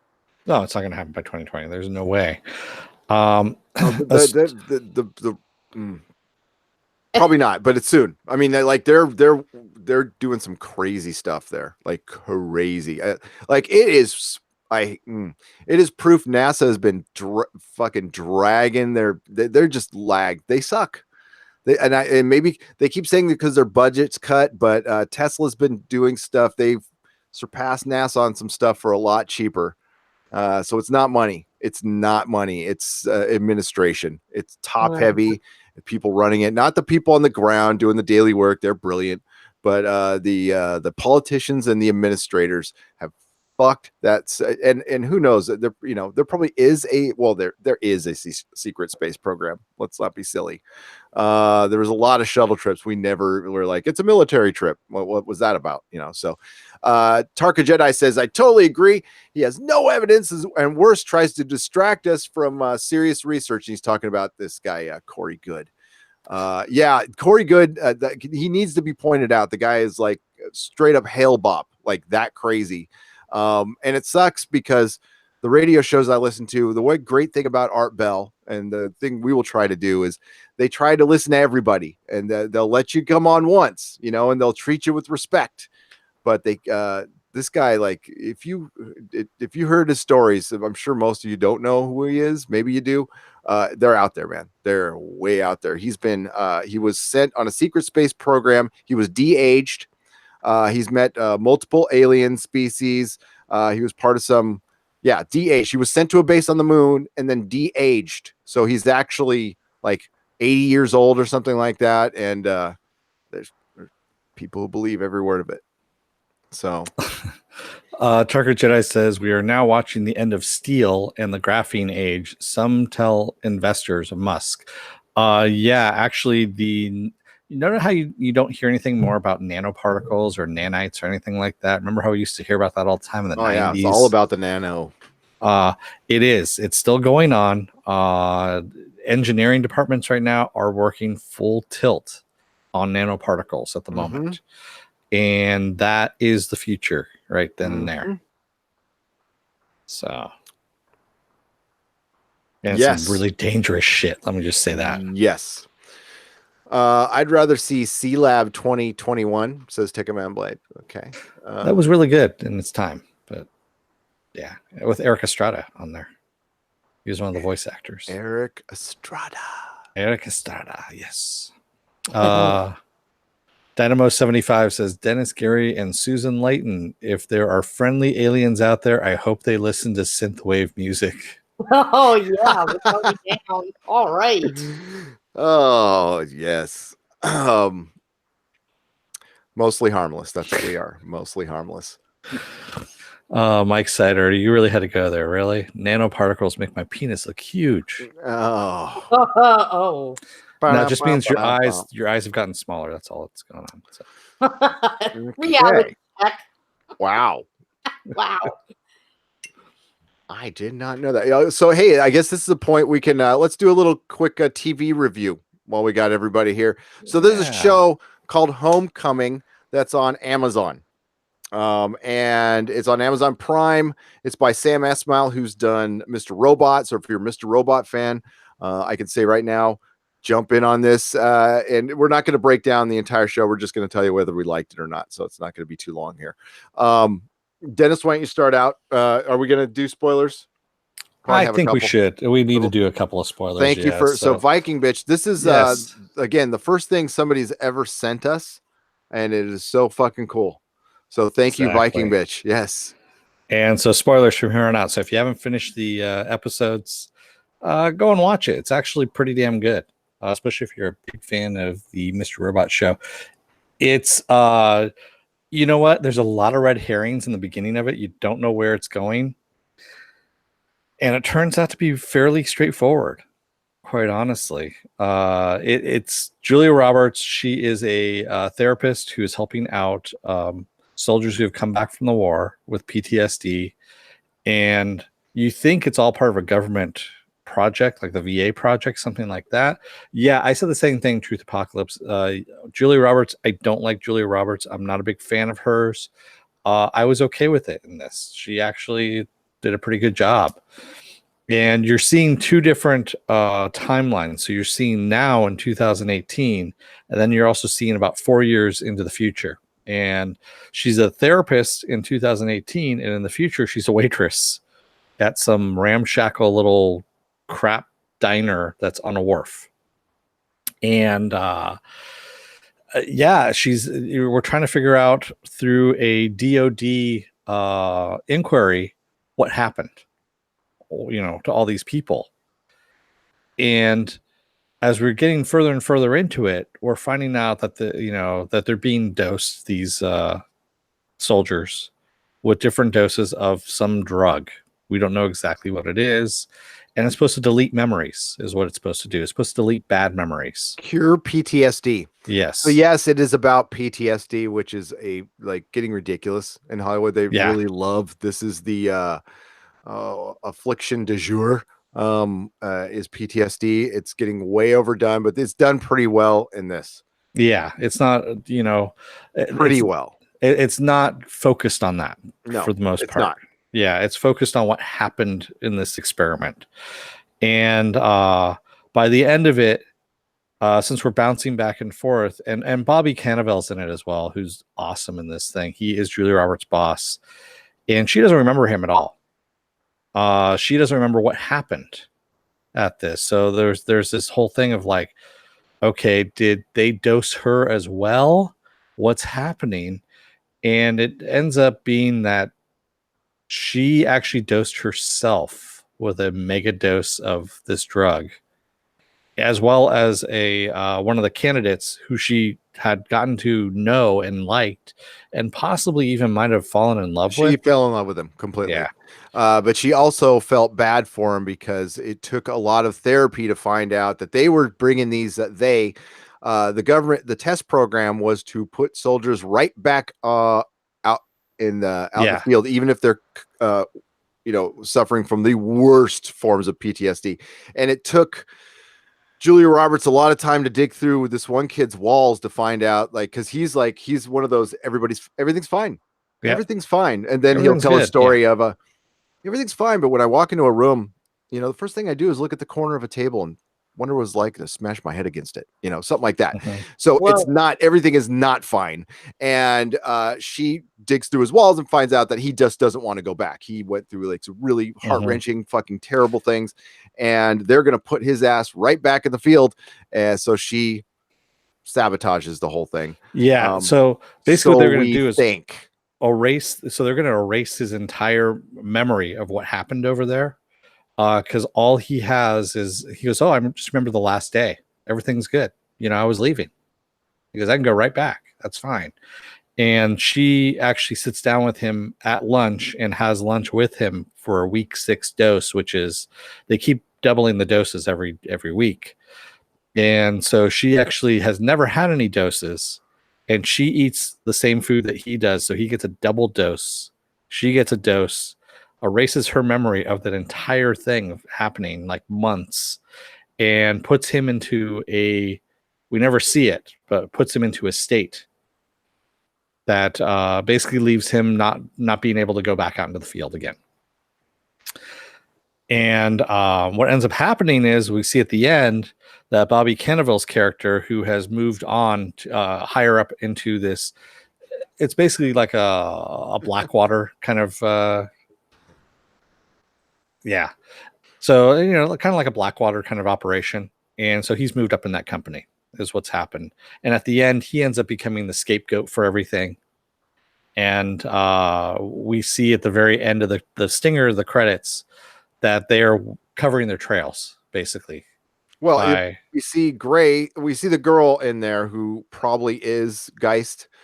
The deal is she applies some of so Geist is a company that makes chemicals.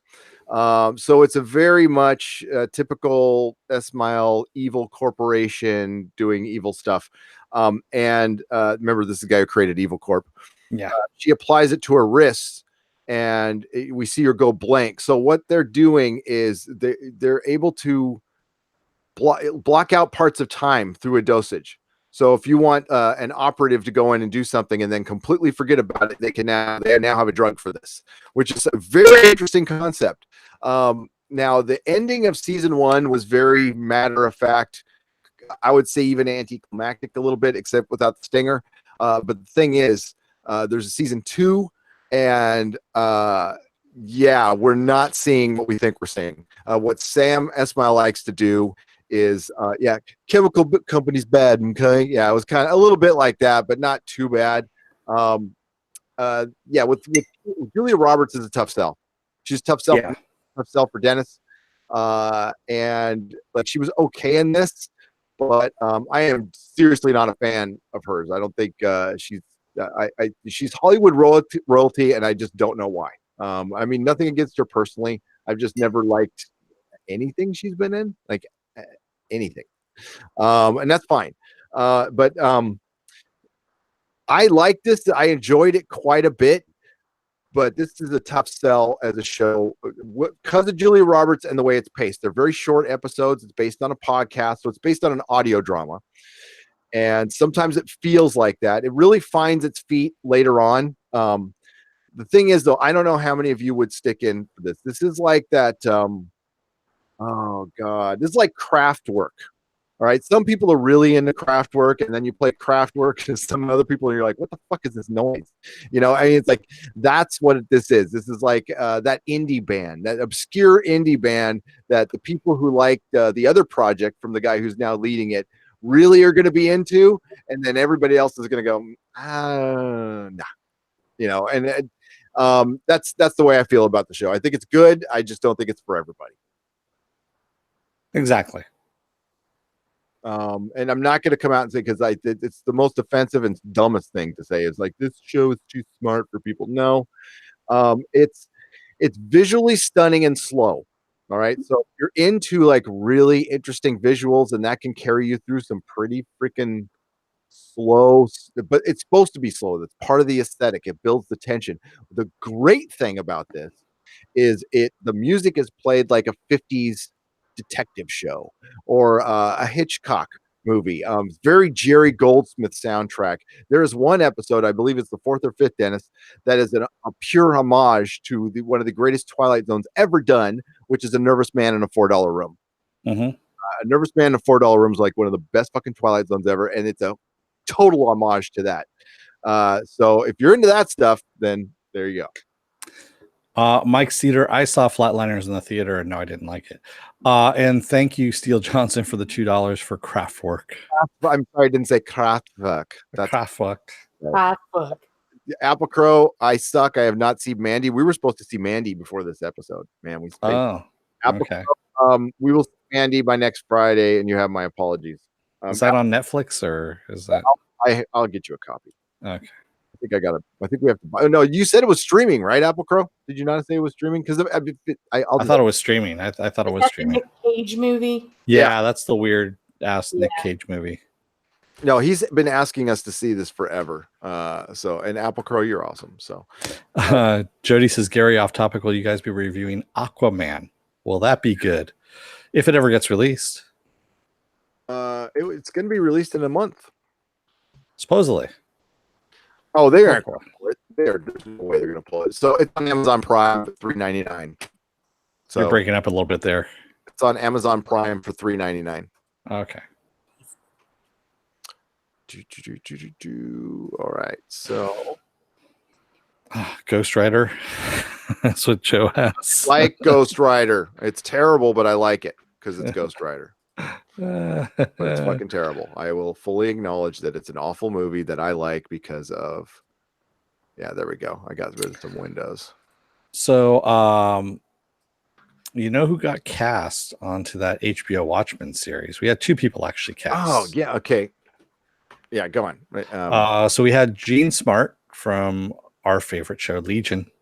She's been cast as an unidentified FBI agent investigating a murder. They did identify her, though. Did they? Yeah. Let me get you the name because they think it's going to be. Her last name is. Hang on. You could read his chat. Okay. Well, I was just going to say, and the other one was Jeremy Irons, cast as an older Ozymandias, which I think is brilliant casting on an otherwise kind of show. Her last name is Blake. So she may be. This is rumored. Everything's rumored. Jeremy Irons playing a older Ozymandias is like perfect casting. But what the F is this show? Because the last time I heard this, it wasn't supposed to be a sequel to Watchmen. It was supposed to be kind of like an homage, almost like it was going to exist. Yeah.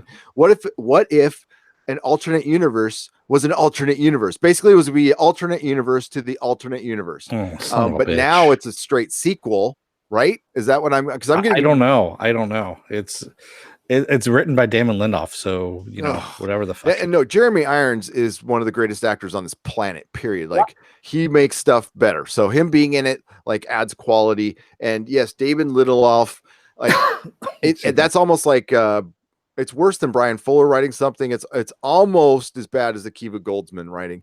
I will give him a chance though. It's HBO.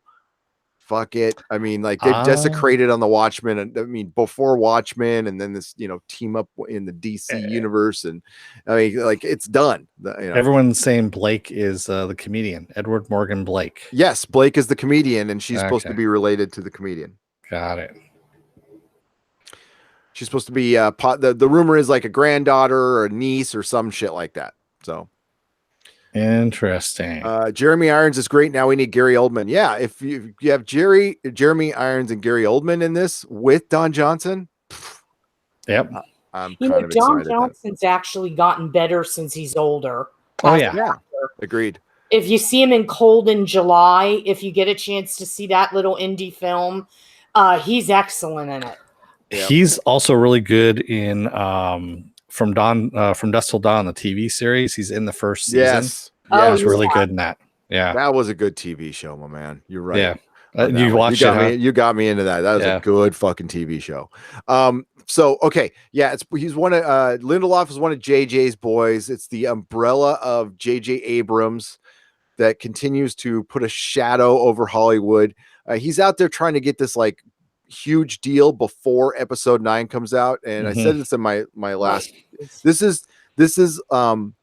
is like a quarterback who's about 2 or 3 years away from his retirement, but knows he's still got some skills, but they still need him, so he holds out because it's basically his last contract. This is the last contract he's ever going to get. That's what's happening with JJ Abrams. He will not be able to get any more money than he is now. His value will never be greater than right now, because after episode 9 comes out, I think he knows party's over for that guy. So I mean, he's got his fingers in so many freaking pies right now anyway. I don't know, dude. I mean, it's gonna be hard to get rid of this dude, but I don't know how these mega producers do it.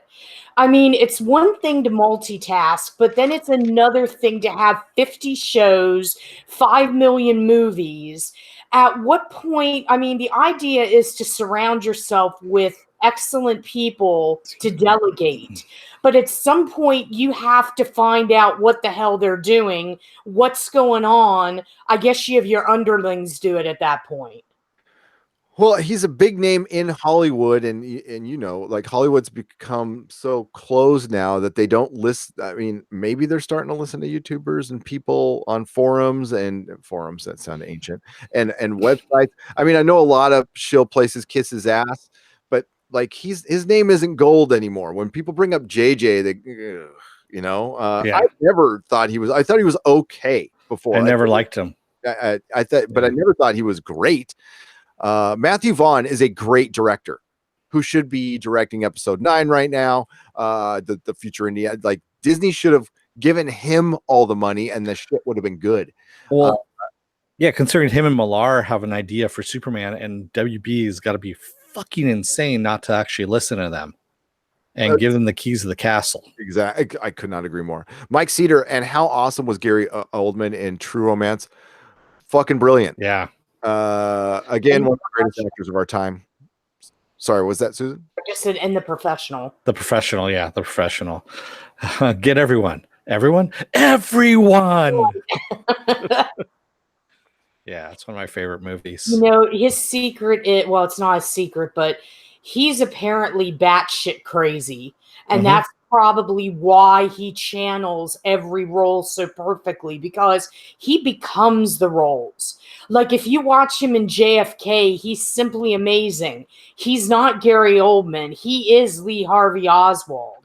And I think you have to be able to push that button to actually do very fine acting, and he happens to be a master of it. The Winston Churchill movie, I went and saw it with my kids because it was historic, and it was the movie itself was pretty basic, and I'm sure made took a lot of liberties, but he was good. Yeah, he was really, really freaking good. So I saw somebody in there saying they need to have their Watchmen book. They got to get this. This is like the collectors. This is so fucking rad. If you're a Watchmen fan. I got this in LA for like $50. I can do you one better. Mine's signed by Dave Gibbons. You see how competitive he's like a little brother. I'm getting better than you. Dave Gibbons. Yeah, did you get it signed when I got him to con? Were you there that year? That was when he was one of our guests. Yeah, when he was a guest. That was that the I arranged. Yeah, okay, just checking. That was the raffle I won. Remember? Everyone was saying it was fixed. It probably was. Yeah. No, Dave Gibbons is cool, but you always see Dave Gibbons out there like signing off on the Watchmen thing. He'll sign off on anything if he's a nice guy. He's people kind of gripe at him for being a sellout. No, he doesn't care that much. I wouldn't call it a sellout. He's an artist. He's making money. His attitude is Watchmen exists. The original book exists. You can just pretend that is the only one in the world, and other people want to do stuff. They want to do stuff because we don't own it. So, I mean, like, that's his. I mean, I don't agree with that attitude, but that's his attitude because I directly asked him about it. So, I mean, but he's super nice, like really nice guy. Yeah, he's a really nice guy. I remember meeting him at that, at that thing. So. No, but this thing is, I mean, if you can get your hands on, don't pay full price on it because it's really expensive. But it's got copies of the original art in it, and then there's all kinds of extra shit in here that's so cool. There's Ozymandias right there. Oh, look, a Dave Gibbons signature. Oh, hey, there you go. All right. Alan Moore's signature. That's what I want. Yeah, that one's a tough one to get. Oh, I went into a comic shop in London called Orbital, and they had, I don't know if it's still there, and they had like Alan Moore signed shit in there, and like to an American, that's like, because he'll never set foot over here to see that, like, and I couldn't afford it. It was way too expensive. Brian Falk says, I love Susan. You guys are the best.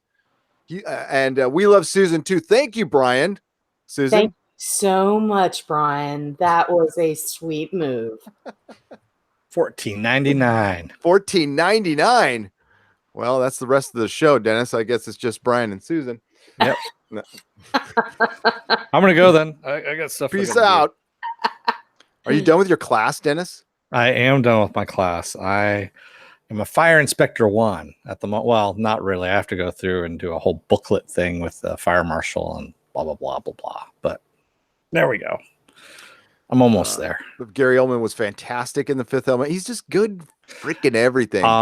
Immortal Beloved, where he plays Beethoven. Immortal Beloved. Yes. Yes, that is a brilliant film. Brilliant film. I remember seeing that in the theater, and afterwards in the bathroom, all the grown men crying. I got something in my eye. Yep. Yeah. I never have any class there, Mike. Ghost Rider does have to be rated R, Mr. Twisted 70 every time. I mean, like his powers suck at PG. That's true. Excuse me. So, remember Shrek and Puss in Boots? Oh, Jesus. Dennis, why are you pushing my buttons tonight? They're both getting rebooted over at Universal. God. Because, nothing says we need more money than a reboot. Yeah. A reboot of a franchise that was popular because the voice talent. Yeah. And like, oh my God, I remember. I mean, it's lucky I like Dennis. This is like one of the biggest arguments I've had in a long time with a nerd was with an animator, because you fucking animators are something else, man. When and it was just started over nothing too. This was like a decade ago, and I was just talking about, Shrek's pretty good. He's all, Shrek is crap. I'm all, what? Shut up, man. Shrek is funny, man. My kids loved it. I liked it. Shrek was funny. He's all, the donkey, the walking was so fake. It looked like he was walking on air, and it was some of the worst animation I've ever seen. And I'm like, only you noticed that, man. Only you noticed that. There's 3 million kids out there who didn't see it. It was a funny movie, had good voice talent. And yeah, I think it's one of the best animated kids movies ever made. Like, he's like, no, it's a piece of shit. Like, yeah, it was a stupid argument, but that's what we nerds are. That's what we nerds do. Mm-hmm. Did you notice that with Shrek?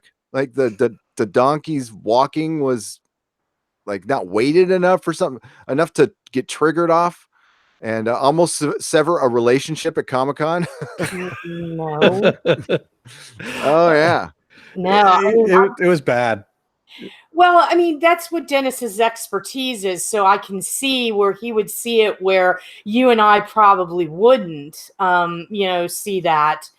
But this whole notion of them rebooting a franchise that ended like they always do, it could have ended.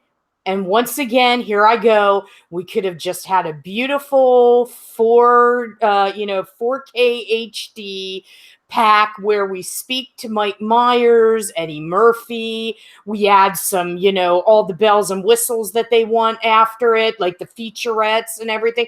And we'll package that. Let's not do this. Add a 10-minute extra. Right. Where they bring everybody in and do a little like cartoon or something that they can show in front of another movie.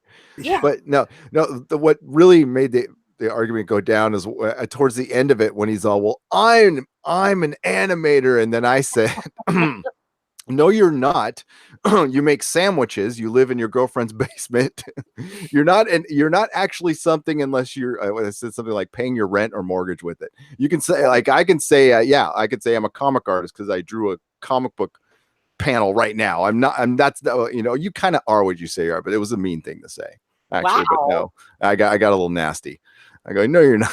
It was bad. My God. Jeez, you get nasty? That never happens. That was 10 years ago. Come on. That's why we say in the program, honesty without love is cruelty. Is that the other way around? Almost. No, my favorite one though, going back to animation, was Aaron. At the time, we were watching Star Wars Rebels. Was it Rebels? Yeah, it was Rebels. And it was like the first season, and I was like, "Oh shit!" And he's like, "What?" I'm like, "You don't want to know, do you?" And he's like, "Yeah, I want to know."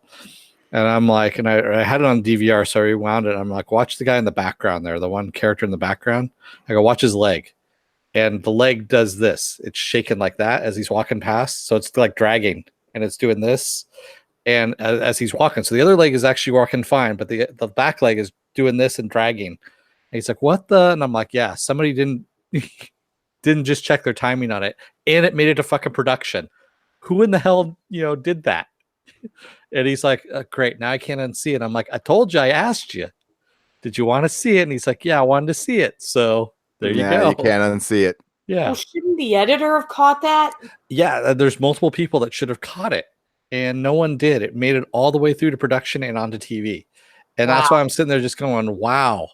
Really?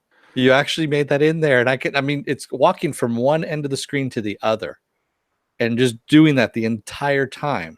And it was just something as simple as curves that they just needed to smooth out. It wasn't anything that bad. And it's just like one of those things you're like, really? Wow. Okay. All right. I see you. Yeah. And Jody, I have to watch that now.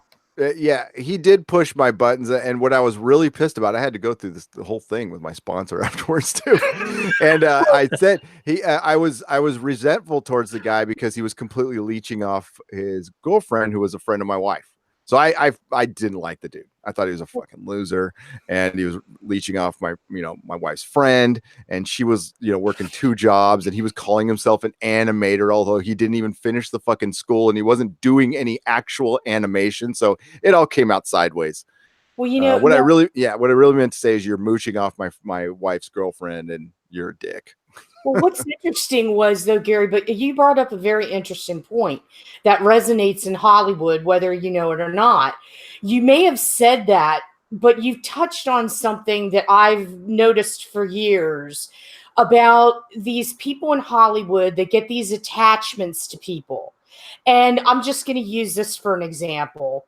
Someone called someone, their partner, et cetera, and gave that person a second AD job. Well, yeah, I held a camera once. Does that mean that I can be a second AD? I used to do this. Does that mean I can produce a movie? That's rampant in Hollywood. That is also some part of the problem that we see with a lot of these shows that we get annoyed with. That nepotism thing. Oh yeah, well, it's a Hollywood thing to, like, if you're in the same restaurant as Jack Nicholson, then you tell everybody I had lunch with Jack Nicholson. You're not lying, He didn't look at you. You weren't at the same table, but you had lunch with Jack Nicholson. That kind of shit goes on all the time. Oh, all the time. Oh man. Yep. Yeah. Oh yeah, it's man. Oh, In a man. band. Dude, Hollywood's funny. Yeah. I mean, I'm in a band. it sucks when Hollywood makes films about itself, but those happen to be like the most accurate ones. The ones where they like show all the behind the curtain and stuff. Yeah. Yeah. Yeah, Joe, I could be a dick. I was a dick. I was a total dick. I mean, the guy was a jerk and he ended up breaking off, but yeah, I can. Oh, dude, totally, absolutely. Wow. Hey, I gotta sell it out there when I can. It was an opening there. I just had to take it. That was reality check. Oh, Dennis knows I'm so nice to him. I am very nice to him. And GOD, yes, by that douchebag's not logic, if you throw some paint on canvas, you are an artist. Exactly. Yep, exactly. Yep. Well, and then him criticizing a bunch of other artists. And it's like, dude, you're in a basement not animating anything. They're actually working, making money. So therefore, they are better than you. That was another thing I might have said. It really escalated quickly. I almost killed him with a trident. Yeah. Go to a safe house, lay low. Yeah, for just a little while. Anyway. So speaking of reboots. Oh. Alien Nation has a reboot that's going to be set in Arkansas, and that's being greenlit by Fox. What? No. Yeah. Oh, I saw that. I went mental. I can't take this anymore. Good Lord. Stop. Thank you, Brian Falk, for the $1.99. Did you guys ever watch Colony canceled now? Yes, I did. Yeah. And they canceled it in the worst fucking way possible by ending it on a cliffhanger. Yeah. Mrs. Nerdrotic was super pissed. She liked that show too. Yeah. Alien Nation in Arkansas. Yeah, it's set in Arkansas. Well, yeah. This is what's happening. Why? I found out that the CW is somehow manipulating time and space. We aren't actually going into 2019. We're actually in 1997. And that's why we're seeing all these shows. You're saying it's the CW, though? But I thought they just dealt with... But CW is part of that, and Alien Nation is Fox. But they're all doing it. Yeah. Yeah. It will be called Alienation, like Alienation. I get really Coyote Clone. It should be. That'd be funny. Well, you know what they're doing with they're doing something with Roswell too. That's coming back. Yeah, Roswell is coming back, and you know what else is coming back on the CW since Susan invoked their name. Oh Jesus! The 4400 is going to be rebooted. It was a USA show that's going to be rebooted onto the CW, so they're going to be talking about feelings in hallways. Feelings in hallways and abandoned buildings. Yeah, when I saw that and I wrote about it, I really had to fight from saying, I actually put it on the page. I'm afraid this will turn into feelings in hallways. And I'm like, no, somebody from the CW might read it with my luck. But I'm really worried about that because what they're doing is they're taking the show, they're skewing it younger because they made it a point of saying that everybody's younger. And I just see a lot of moody lighting, a lot of relationship drama that'll have nothing to do with why they appeared again. Yeah. And also, aren't they splitting the showrunners like the original show? Like they're involved, but the guy who ran the show is doing another show. So the guy who wrote for it is running it now. Sweeney was an original writer on the 4400, and he's one of the executive producers, but he's doing the code on CBS. So his partner is going to be the showrunner. So is it going to be a reboot or a sequel? A reboot. So, okay. I mean, like, it came out in 2004, right? How long did it last? 2004, yeah. It felt like it just got canceled, but I'm old, so time passes differently. I mean, like, it really just feels like yesterday, but I guess it was like a decade ago, right? So, I mean, remember when reboots, it used to take at least 20 years to reboot? Oh, now it's like 20 months. It's 20 minutes now. Yeah, this just in, the Nerdrotic channel is rebooting. Yes. I'm recasting myself as a female, and yes, I'm gonna cast myself as a talking goat, Oh, that's interesting. just for shits and giggles, mm. because we can always do something else different on the third reboot. that guy was just helping the goat over the fence. He wasn't doing anything funny or anything with it. I want to say thank you to Nicholas Glenn for the $4.99 at Nerdrotic. If you have time before the next Exozone LS, check out T. Smith's video on aliens and UFOs. Some interesting accounts from people and points made in it. T. Smith. T. Smith's Okay, video got it. on aliens and UFOs. Okay. Done. Thank you. Jody says, "Damn it! It's because Barry Allen messed with the timeline." It is. Barry It Allen. is. I gotta say, Nicholas, Fucker, he did it again. I have to say, like, the one thing we get asked about all the time here is the exozone now. Like, that's happening a lot, and that's cool. I'm glad that people are asking. That's Wow, cool. yeah. It's When you get that gig on Discovery, remember Dennis and I. what? What's your name again? Sorry, Yeah, no, I'm just kidding. About as much as Giorgio remembered me. It's all good. I love Giorgio. He's Hey, cool. tell him I can get some plugs put in here too, and get my. Yes. He may or may have plugs. It's okay. It doesn't matter. He's a nice guy. Thank you, Nicholas Glenn, for the $1.99. T. Smith is Trey Smith. Trey Smith. Gotcha. Thank you.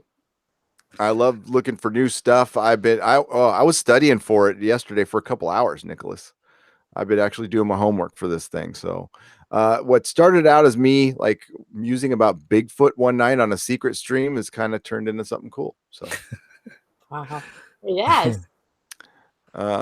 If I recast myself as a woman, the beard will remain. Oh, wow. That's The bearded woman, huh? Yeah. I'm trying to think of how I can be recast. I'm sure I have ideas that I can't say on air, but yeah. Oh, it's we're past the 2-hour mark. You can say whatever you want. We're past the butt chugging mark. So Yep, that came up early. It no did. pun intended. Well, it was during Star Trek Discovery, so it's appropriate. It's appropriate. I mean, that's the only way you can get actually good ideas from Star Trek. Somebody wanted to talk about The Expanse or Counterpart. Here's the problem. I mean, like I'd love to talk about it all the time and never talk about Star Trek Discovery again. I would much rather talk about The Expanse and Counterpart. The problem is they are well-run shows. Well-run shows don't have any drama. There's nothing. The only thing we hear from Counterpart and The Expanse is a release date. Yep. And then it's fucking good. Boom. And who's being cast? That's it. Idris Elba is Susan. Yes. That's it. We're Scarlett Johansson. I'm going to change mine to Scarlett Johansson. Yeah, Scarlett Johansson. But she's going to get, picketed because, she does not have, she has never been a Greek person. Yeah. So she can't play a Greek person and can no longer play my part. Yeah. She could go to Greek boot camp, though, and figure it out. That's right. No Kickstarter for Gary's sex change. No. No. I like being a dude. Oh, do it, please. Mike Cedar says, "Oh yeah, Kathy Bates, bearded lady as Gary." Oh Lord. That's right. She did play the bearded lady in something. I can't remember what it was.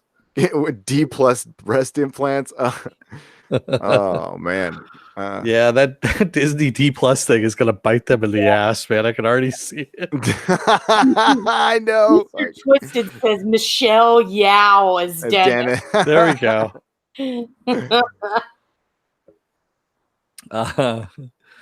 Man, Tarka Jedi says you already sound like Johansson. Really? just like her. I mean, like, I cannot tell the difference when I close my eyes. Marvel ignored this pitch. Ghost Rider is in hell. Johnny is the king of hell. Want all dead people who were Ghost Riders to fight each other to get the spirit of vengeance. Annie Oakley is one. That'd be cool. Like dude, pitch it again. Sometimes it takes more than once. Yeah. Especially they're big time gatekeepers over there right now. So you might have to do it in person at a con. And they don't do a lot of submissions. It'd probably only be at New York. I don't even know if they do it at San Diego. I know DC does. They do it in San Diego as well. Yeah, they do. Yeah, you could try it in San Diego, but depending where you are, you'd have to go to a con. Yeah, and you have to wait. Pitch at a con. You don't need an agent. It's not like that. What you need to do, especially for San Diego, you would need to sign up kind of like a raffle to see if you actually get the chance to go and pitch, and then they give you a time that you can do it. And then if they run out of time or something happens where they shorten their time, you can get cut still. So little trivia there, Mrs. Nerdrotic could have gotten a DC inking gig. A DC what? She could have got a gig inking at DC. They wanted to bring her in based on one page of fucking work, but she wouldn't take the pay cut. She was like, nah. Like an inker, what you basically do is you work for an artist. The artist sends you the pages. It's a much reduced rate, but it gets your foot in the door. It's still very hard to become an inker. It's not an easy thing at all. And they saw one page of work and they're all, oh yeah, we want you. And she's like, no. God, I want to try to pitch something now. Yeah, you can. Yeah, for writing, yes. They also have things that are going on there, like panels, not panels, but symposiums where they actually match up writers with artists and things like that. So you can, I know a couple of creators. I mean, like if you want to, you got like writers, like a writer's portfolio, something like that.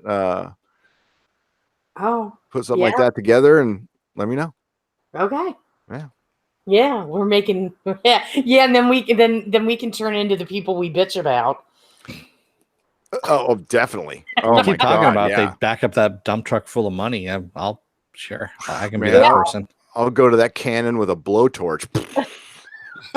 And then when suddenly we're all the Star Trek writers. I love Star Trek Discovery. Kirk is gay. That's the first thing I do.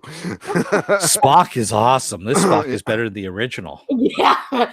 Oh, can I please write for Mikey Spock? I want to write her dialogue. Oh God, yeah. Well, I mean, that would be at least somebody would be writing her dialogue. Oh, I don't know. Yeah, true. Tiger Man Bald says, working for comics, there is no dump truck full of money. There isn't. No, we're talking about them, shilling for them for, they'd have to actually give us a lot of money for us to shill for them. And that's why I was saying, if they drive that dump truck. Anyway, I'm ruining it now. So there we go. No, yeah, there's no money. Let's check. There's absolutely no money. It's still a labor of love. But it's just filled with drama, like with everything else is right now. Mm-hmm. Like I said, it's been in the air for a couple of years, and oh my God, the whole comic, the reviewing community. So I don't say even a term that might get any discussions going, but they're in a bunch of drama right now. The people who review comics, it's crazy. Everywhere is drama. I mean, I have friends that are illustrators and writers for big name, companies that do, a lot of comic series and such. And it's pretty much, it sucks. Because if you get an editor that won't promote you, you might as well just kiss any profits goodbye. Yeah. Exactly.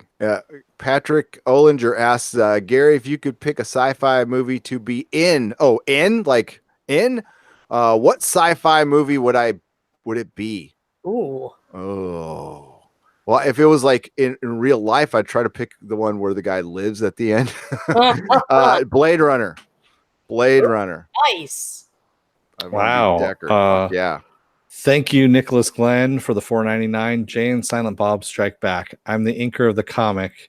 You're a tracer. Tracer. Bill Cosby did Fat Albert with a roller, and it was excellent. That is still my favorite movie by them. I love Jay and Yeah. Silent Bob Strike Back. That was That actually good. Daredevil costume at the end was awesome too. Jody, yes. He says, so if they paid you billions, you guys would go full tilt shill? Hell yes. Oh, God, yeah. In a second. Oh, I man. don't know. I might struggle because I'm ornery like that. I might struggle even with $1 billion. You think with that that would weigh on your conscience? I think because it's like it's a question of personal ethics. You know, I can't say I wouldn't become full shill for them, but inwardly it might eat at me. You know, specifically if I didn't like a storyline and you can't say anything because, you know, you're going to piss off Alex Kurtzman. You know, that whole thing of the politics is what gets me. Like I said, there is a, it's not like they're asking to murder anyone at that point. They're just asking to lie and say, hey, it was great. And, you know, It was better than Cats. I'm going to see it again and again. This was the best Spock ever. He was even better than Leonard Nimoy. Leonard Nimoy. Leonard Nimoy sucks. No, what I would do is I would take the money, kind of play the game for a little while, then completely go back on it. And then they couldn't take the money back. Oh, well, that's just fuck them over. I mean, like, yeah, I'd be punk rock about it. I'd be all, sure, mate. It's great. Yeah. Have I seen the RLM Nerd Crew podcast? You've seen the RLM Nerd Crew podcast, have I? What's RLM? Right. He's asking if you've seen them or not. I haven't. Let me see. I mean, I don't know what RLM stands for, Alpacrow, but it's a little late in the show. I'm going to check right now. Jody says to me, he says, makes me think of that scene from Dragonheart where Brother Gilbert says, your honor is for sale, Sir Knight. To which Sir Bowen says, Red it has Letter expenses. Media. Yes, I have. Applecrow. Red Letter Media. Yes. Yes, indeed. Yes, my honor does have expenses. It certainly does. Excuse me. But we also had, speaking of drama, so we here have been talking back and forth about rated R Marvel movies. And there's a little movie that came out last year, or actually earlier this year, called Deadpool 2, which is going to be re-released as a PG-13 movie. It's going to have a couple of extra scenes in there, not much. And it's going to be edited down, so take out some of the gore to make it a PG-13 movie. And it's going to be titled Once Upon a Deadpool. And it's going to be re-released between December 12th and 24th. And the good news about this is the $1 every ticket sale is going to go to Fuck Cancer is the name of the charity. Yeah. Which is also being renamed Fudge Cancer for the PG-13 thing. But Gary was saying, and he has an excellent point on this, this is kind of a testing ground to see if a PG-13 Deadpool will fly. What do y'all think? The $1 for cancer is like $1. They couldn't do more. I'm sorry. I think they should do more. And Fudge Cancer, big time. Yeah, fuck cancer, Fudge Cancer. Killed my dad. Fuck cancer. But yeah, I'm still gonna say donate $1 to cancer anyway, and don't go see it if you like your pure Deadpool. If this is a huge hit, if this is a moderate success, I mean, they're testing the water. And I mean, I didn't come up with that theory. It's the first thing that popped in my head when I heard it, but other people have said it too. So no, you're not off. You're not off the mark. That's what they're doing. That's what they're seeing. They're going to see if Ryan Reynolds PG-13 is going to work, and then that's what's going to happen. Tinkerman Blade says he's had cancer twice. Not for that sucks. I hope you're okay now. Hope things are going well. Yeah, sorry. Got Tim F's dad. Yeah, I imagine it's gotten a lot. I think it's affected probably everybody in here. I won't run down the list of people myself. So yeah, it's affected Dennis. And yeah, it's gotten us all. And do you believe James Hong is the right choice to play Dr. Zinn in the Johnny Quest movie? Although he is getting old anyway. That'd be awesome. That would be fucking awesome. Yeah, he would be awesome to play Dr. Zinn. I'd say yes. Yeah. Just he has a great way of speaking very quickly and enunciating as he's talking very quickly, which is awesome. And thank you, Nicholas Glenn, for the $4.99. Thoughts on Harrison Ford not wanting Chris Pratt to play Indy in future Indy films? I think Pratt would do a good job. I agree with him. Honestly, I don't want to see. Wait till Harrison Ford's dead, then you can actually recast him. I have to agree with you guys on that. I mean, Ford did originate that character, and he should have a say in who his successor is, as weird as that sounds. But yeah, let it go. Like Dennis just said, wait till Ford passes on and then do it. Yeah, exactly, Neff. Because recasting Ford works so well with Solo. Oh, I know. That was such a great choice there. Hidwiki says cancer sucks. Fudge cancer. But don't mess with my Deadpool, please. Yeah, don't. Leave Deadpool alone. Leave it right. Yeah, I will. I want rated R Deadpool. I want rated R Deadpool. No, I have no problem donating $1 to cancer. I'll do it anyway. But come on, Disney, $1, a fucking $1. You want to impress me? Half the ticket sales, 50%. Good luck with all that. Yeah, I know. Thanks, Nicholas Glenn, again for the $4.99. My mom is a cancer survivor. My thoughts on it is there is no money in cures, only treatments. I disagree with you on that one. I worked in a pharmaceutical company where you have a lot of people that are seriously looking at this stuff, and there are things out there that they're working on. They just don't get enough money. Honestly, if money wasn't being R&D, there's more. If money wasn't being spent elsewhere out there, yeah, it's just being. I think it's as you're saying that they're not that they want to keep it as treatments. I would go down that rabbit hole. I would definitely say that they don't want, like, maybe it's in the best interest. If you want to go really evil, like they would rather treat it than cure it, kind of like AIDS and kind of like other stuff. It's much better to treat than cure for the bottom line. But I'm still bitter as fuck about my dad dying of cancer. So I got feelings on that that probably aren't rational. But I know they're trying, but the money that gets this ties into there's plenty of money out there. It's what Dennis is saying. It's where it's being put. For fuck's sake, there is an entertainment tax in Chicago. There is a $9 entertainment tax being applied to your Sony PlayStation or some shit like that. I heard it on the quartering today. I need to verify this. I believe it though. So it's supposed to be like a sin tax, except for entertainment, which will affect the fucking poor people the most, assholes. And I just don't like taxes either. And the worst thing is it's going to be here like tomorrow. Like if Chicago, like San Francisco's pissed that they didn't think of it first. Fuckers. No, but the money's just plenty of money everywhere. It's just where it's being applied. It's bullshit. Yeah. Don't get me started on that, man. Apple Crow says maybe we need a $5 fuck cancer in the ass and keep Deadpool R. There you go. I love that. That is a great idea. And I like keep it fuck cancer in the ass. Just like as dirty as possible. Yeah. And in the spirit of the rated R Deadpool, of course. I mean, never mind. And look at you see all these people, like how many people in here like cancer has touched them and like it's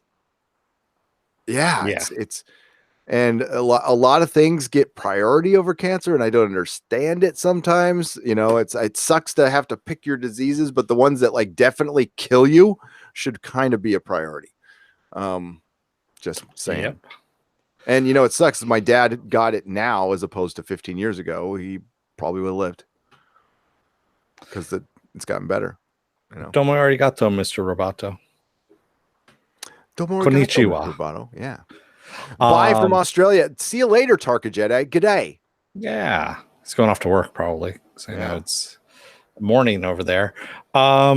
We also got some other good news. I don't know how so. I was talking to Gary about this before the pre-production, but Thomas Hayden Church has been cast as Lobster Johnson in the Hellboy movie, which comes out in April, mind you. So he was just cast this week as Lobster Johnson for a movie that comes out in April. So I think, okay, good news because of Lobster Johnson. Lobster Johnson is a great character. Sitting right over my shoulder over here. And if you're not gonna, there he is. If you're not gonna have Abe Sapien in it, of course, you got to have a Lobster Johnson, and that's fine. I think it's a good. The problem is, like, the movie comes out in 5 months. It was done shooting. Why are they adding a cast member now? Again, it's good casting. It's for a good character. But then I read something earlier in the week that the test screenings are bad, like bad. Like David Harbour's good, but they're going back and doing reshoots basically. So that sucks. That sucks that they went ahead and rebooted Hellboy, got Mike Mignola involved, recast Hellboy when I don't think they needed to, and got a pedestrian director. I'm sorry, he's a Game of Thrones director. He's a good TV director. But for Hellboy, you need somebody special. And I adore Hellboy like you do. I adore Hellboy. And it deserves, a Guillermo del Toro or somebody like of that caliber who understands the character. And if we get like just a rebooted piece of crap, I'm going to be pissed.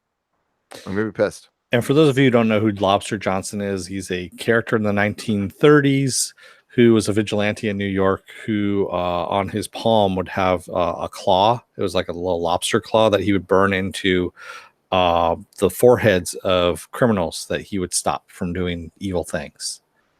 He also fought Nazis and things like that as well. Well, in Hellboy 2, Del Toro wanted Lobster Johnson, but Mike Mignola said no because he was very proprietary about that character.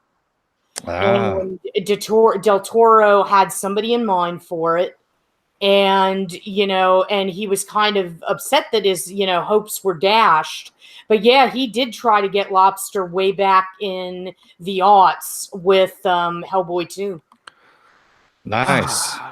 That would have been brilliant. But I mean, like, Lobster Johnson would be fine on his own. Like, Dark Horse could turn the Hellboy into a cinematic universe. There's so many characters who would be just like, you could just do BPRD by itself with no fucking Hellboy. Lobster Johnson is great in solo comics. There's so many good characters.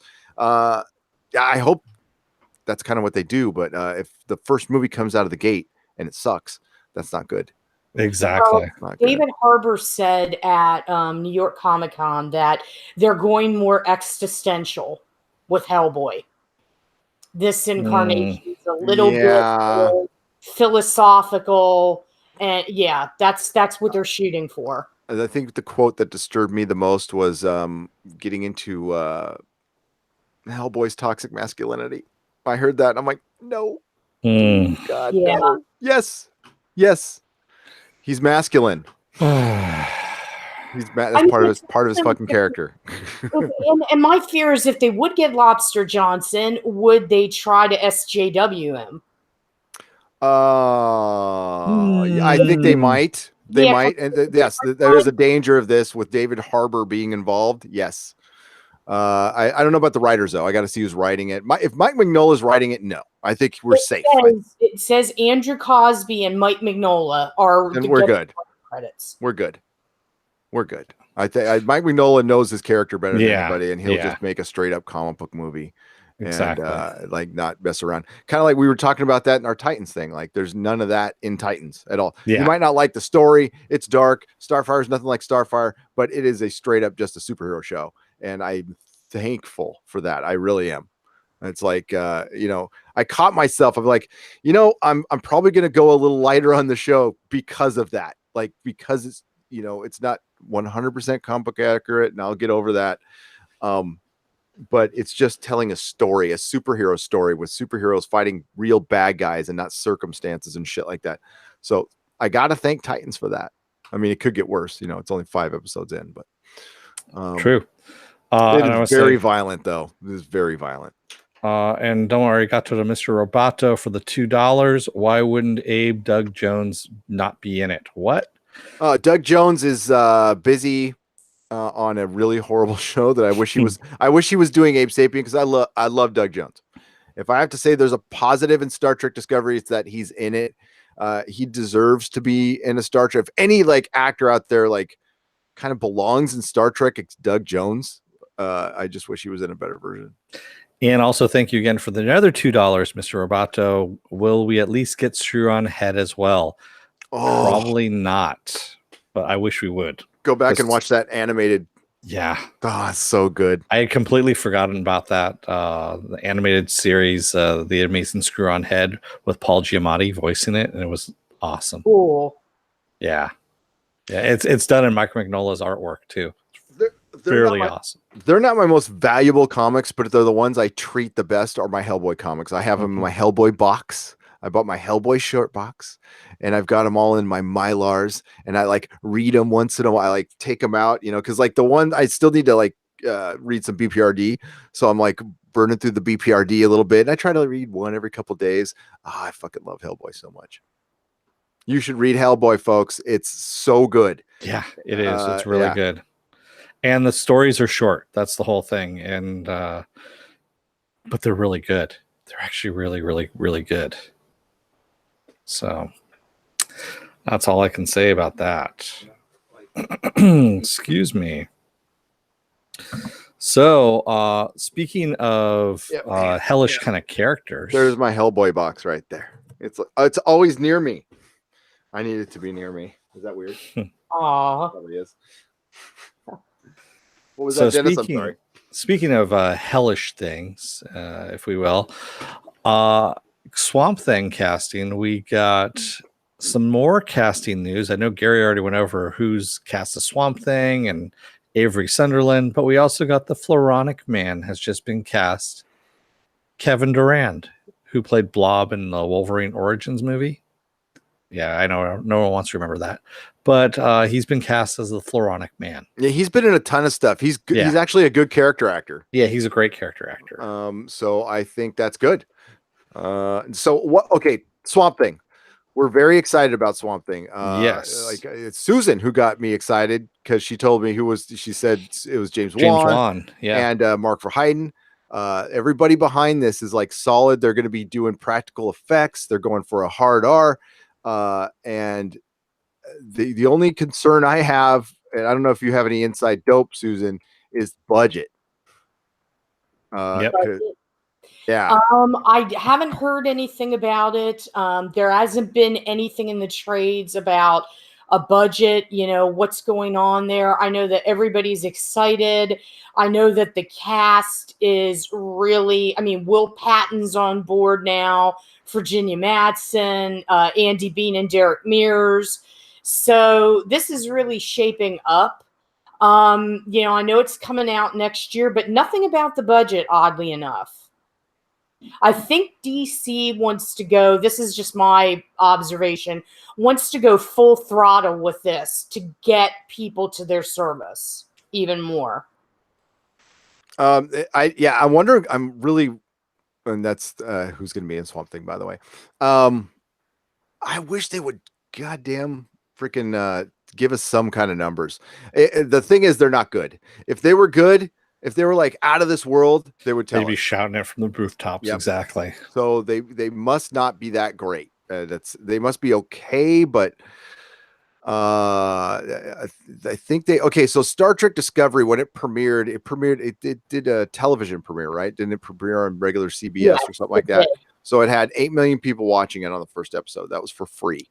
So you figure at the very least half watch that afterwards, so that's 4 million. I don't think that CBS All Access maybe has like 10 million subscribers. I don't know how many DC Universe has. I don't even know what does Netflix have. They just announced they reached over 25 million. 25 million. Oh, that Yeah. CBS All Access doesn't have 10 million. They probably No. have like 7. I would say it's I thought less than a Netflix had million. like 40. I guess That's in the US right now. I think that's what they said, 25 million. in the US. So what's worldwide? I don't know. All right. I just read it recently. You just kind of got to figure it out from that. I mean, it's not something I've really actually thought about very much. Oh shit. Okay, so worldwide, 137 million. Of these subscribers, 58.46 are in the United States. So I would say DC streaming service maybe has 5% of that. Maybe. I would go down to 1%, honestly. Really? Yeah, I would go down to 1% easily because you're still talking about, what is that? 5 million people? Actually, even less, I would say. I'm going to say they have less than 1 million subscribers on DC Universe. DC Universe? No, they got to have at least 1 million. No, I don't think so. You could be right. I have no idea. If anybody has dope on that, let me know. Will you be reviewing Glass when the movie comes out? Mr. Roboto, thank you for the $2. Yes, absolutely. Hell yes. Fuck yeah. I can't wait for that movie. Yeah. Joe says, Dennis, now show your autographed Hellboy just atop Gary. I was waiting for it. I do have someplace buried around here. I do actually have the Right Hand of Doom drawn by a very cranky Mike Mignola, by the way, in one of my sketchbooks. He's always cranky, though. Yeah, he is always cranky. He was cranky when I gave him 800 bones for one of his piece of art. He's all, meh. Yeah, I remember I was there with you and that happened. He's always. No, he took a picture. He was nice. He's an artist. He's a fucking artist. Yeah. Okay, let's. Alien Render says CBS All Access has 2.5 million subscribers and its average viewer age is 43. The streaming network's executives shared at the 2018 TCA Summer Press Tour. Thank you. That is good info, and that is a very bad average age of a viewer. Yeah. Oh man, that is at the very upper end of your demo right there. Mm-hmm. Oh shit. Which is why we're being threatened of being sued for opinion. 2.5 million. I think they wanted a little more than that. Yeah. It's probably a little more than that now, but I have no idea. I really don't. Well, that was during the summer press tour. That was when they were still having new episodes of STD coming out. I think they dropped, like everyone does. Hey, the show's over with. I'm going to end my subscription and then I'll come back to it again. Kind of like we were doing with Stars. So yeah. So yeah, I'd say it definitely went under 2 million, probably more after Star Trek was over with. And they probably panicked, and they're probably panicking right now because it's not going up at all. Yeah. Alien Render says seems the number of new subs is decreasing monthly. Animated Hellboy was awesome. Taking my blade, I loved it. Yeah, it was someplace brilliant. Around here too. Yep. And Neff says, I'm a Netflix subscriber and are legally allowed to watch Discovery. I still downloaded it for watching, though. I didn't want to give it a click. Their view count. Yeah, good for you. Nice. You rock. That is funny. I heard people had a little trouble pirating the Calypso episode because nobody uploaded it again. That's the second time I heard that. Now, I did not verify that because I don't pirate, but that was the scuttlebutt going around. Alien Renders also shot out streaming service shooting for 8 million subs in 2022.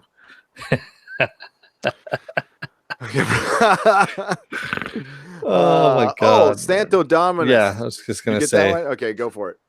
Thank you, Santo Dominus, for the $5 Canadian. Any thoughts on the Netflix show Mindhunter, and would you consider giving it a look? I know it's out there. I know what it's about. I don't know if it would fit our demographics, but we could take a look at it. I definitely want to take a look. It's one of those things. Just the timing hasn't been right, but it looks really cool. So yes, we will take a look. Santo, let me put it my notes. I spoof my eye. Oh, I shouldn't say that out loud. Kevin Bates says I do something to be in Canada and watch Discovery that way. There you go. Yeah, yeah, I can do that too. Little VPN action. Yeah, maybe, possibly. Susan, you okay? Oh yeah, I'm Okay. fine. Just chilling. Listening. Just chilling. All right. Wow, man, guys, thank you for all the super chats tonight. Yeah. I hope we're worthy of this. I hope we're entertaining you. This is it's been a lot of fun. Read some more chat, D. I gotta stick around. Freest 1776 says, to be honest, even if they made a good Star Trek from the get-go, it still wouldn't save CBS All Access from going under. It's just not a service enough people want or need. Yeah. And we've been saying this since the beginning. There are too many streaming services that you have to subscribe to now in order to watch whatever the hell you want to watch. And that's what Hulu was supposed to be about. Hulu was supposed to be all these networks gathering under one. So you only paid one subscription fee. That was it. And you got to watch all the content that you wanted with commercials. Sure, that's fine. Do that again. You need to actually do that again, because quite honestly, what people are doing is they're like, okay, I'm going to watch this one show. When it's done, I'm cutting off that streaming service. And I'm going to go over to the other streaming service. I'm going to start paying for that one. When that show's done, cutting that one off. Now go over here. And the variety you're getting from Netflix, they're not originals. They're you're getting a wide variety of stuff. Sorry, Susan, go on. No, good. No. I was just saying that is exactly what people are doing. They're signing up for free trials too, binging their shows, and then that's it. That's how you do it. Yeah. And it's, they're working with different production companies. So there is no that one blog was right. There's no actual Netflix originals. Now they might eventually start their own production studio, and so, but maybe they have one. But a lot of stuff is just other production companies making something. They buy it, call it a Netflix original, which is fine. Maybe they do some funding. They do very little marketing because they just put it on their damn platform, and 137 pairs of eyes get to see it, which is fucking amazing. And yeah, that number impressed me. I didn't know it was that high. So that's crazy. They are so far ahead that nobody's ever going to catch them. And we get, there's a ton of crap, but honestly, I don't see it. Most everything I've picked on Netflix, I've been pretty good about, like, within the first 5 minutes. There's not a lot of stuff I dipped out on. Now I'm not on there all the time, but it seems like we've been getting a new movie a week now for all year. It's been a movie or a series. We got 3 or 4 good series this year. A network would be happy to have 2 hit series, and they're just like throwing them out there, and they just happen to hit. And yeah, they said, what was it? They're going to put out this year 700 or 800 unique things. Yeah, on Netflix. I remember you reporting that. It was some insane number, like 5, 8, something like that. It's ridiculous. And I didn't believe it at the time, but now I do. Yeah, considering that we're getting shit every week. And I mean, it's multiple things too. Next week, I'm actually looking forward to the Coen Brothers, The Ballad of Buster Scruggs. Oh, yeah. We're covering that. Awesome. And dude, like, I forgot, like, Bright came out. I loved Bright. I know a lot of people didn't like it. I mean Alien Nation, but set in LA. Yeah. Whatever. I liked it. Oh, I did too. No, I liked it, but I was just saying, now that they're rebooting Alien Nation, do you think maybe it's a little coincidental that Fox is doing that? Yeah. Thanks, Nicholas Gunn, again for the $1.99. Thoughts on the green light of Bad Boys 3? Why not? Why the hell not? Sure, why not? They should just reboot it. Yeah, they should reboot it with female leads. And yeah. But still call it Bad Boys. Thank you, Mr. Roboto, for the $2. Susan, do you cosplay? Also, are you a pirate? Well, Mr. Roboto, it depends on pirate, what you consider a pirate. I mean, I have been known to get some booty. Do I do cosplay? It depends on the mood. Wow. Nice. Well, we're outlaws for one. We're definitely like the genre outlaws. People wanting to sue us and start talking about suing us, which is the great. Yeah. That's you can that's kind of a Bring it. benchmark of a YouTuber. If people are talking about you poorly in a in a group, but then you have a defender, it's kind of like, yeah, that's kind of a win. I take that as a win. We should be called Nerdrotic Channel, Outlaws of the Genreverse. That's right. We're outlaws, yo. Yeah. Mr. Twisted 72 says Tiffany Haddish as Martin Lawrence. Might as well. She's in everything now anyway. Oh. Oh. Oh my God. I swear to God, I was at the movie theater. I forget what I was watching. The last thing I was watching. The Fandom And Pirates. she was in, I think, 3 of the 9 trailers that I saw. Yeah, she was. And she was, Tiffany Haddish was in 3 of the 9 trailers that I saw that day. Because remember, it's all trailers before the movies now. It's like half an hour worth. Yep. Thank you, Agent Future, for the $2. I am surprised that Disney Plus and Hulu is not merging. Yeah, I don't understand why they're not doing it either. It's really stupid. Really, really stupid. But D Plus. Oh my God. She is the new Kevin Hart. Oh man. She is the new Kevin Hart. Yeah, that's right. Because Kevin Hart was in fucking everything too. She's actually in a movie with Kevin Hart. She is. And Idris Elba. Oh my God, that'd be like the trifecta. Oh God. Oh my God. And The Rock. Because The Rock's got to be in everything too. Yeah. Yeah. But and, Scarlett Johansson was going to be in it, but then they realized that she wasn't right for the role because she couldn't play that part. I'm sorry. All right. It's never gonna get old. It Never. isn't. It really is not. It's not. We're not going just yet. We're showing our Patreon video. But I'm gonna thank some people while you're showing the Patreon video. thank the people in the chat. Thank you, Tekkerman Bald, Jody, Joe, Hidden Wiki, Alien Redders, Mr. Roboto, Nicholas Glenn, Mary Ashmead, Coyote Clone, Susan Layton. Don't Mike thank her. Cedar. That's right. She doesn't get any thanks. Thank you, Santo Dominus, Mr. Twisted 72, Steele Johnson. I had to say it that way too. Steele Johnson. Steele Johnson. Johnson. Kevin Bates. Oh man. Slurmy Scott, Freus 1776, Mage Grey Wolf. Who else do we have in here that I haven't seen as of yet? Neff. That's right. I saw Neff was in here. And Jim J. How's it going? Tim F. Excuse me. And Nihilus Shadow. Who else do we have in here? Seaquest. How's it going, Seaquest? What's up? And Apple Crow, Jay Wiggs. And there's that Susan Layton again. She keeps popping up all over the place. I know. Tell me about it. Chatty Cathy. And Patrick Ollinger. Oh. And if I missed anybody, sorry, but everyone's there. Thank you so much for joining us in the chat. As you can see, Gary is showing you our Patreon page.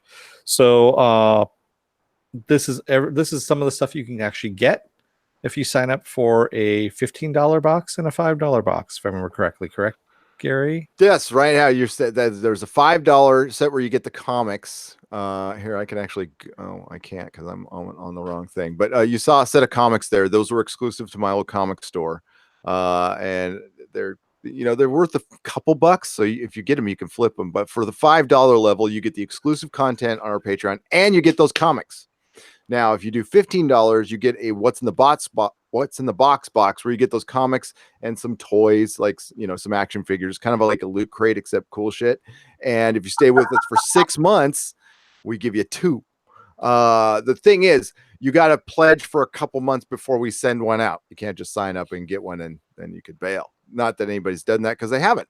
I will also we have some new patrons here that I would like to thank right now. Andre Merrick signed in for $5. Welcome. The DJ D Show, who has been shouting us out and doing all these fucking nice things, and please check out his channel. And thank you. And for spreading the word, he changed his pledge from $1 to $5. Rich Silverwood is $5 pledge. Movie Fanobi is giving us more money for I don't know why, but thank you, Movie Fanobi. Wow, you're practically the most entertaining person here. You are the most entertaining besides Susan.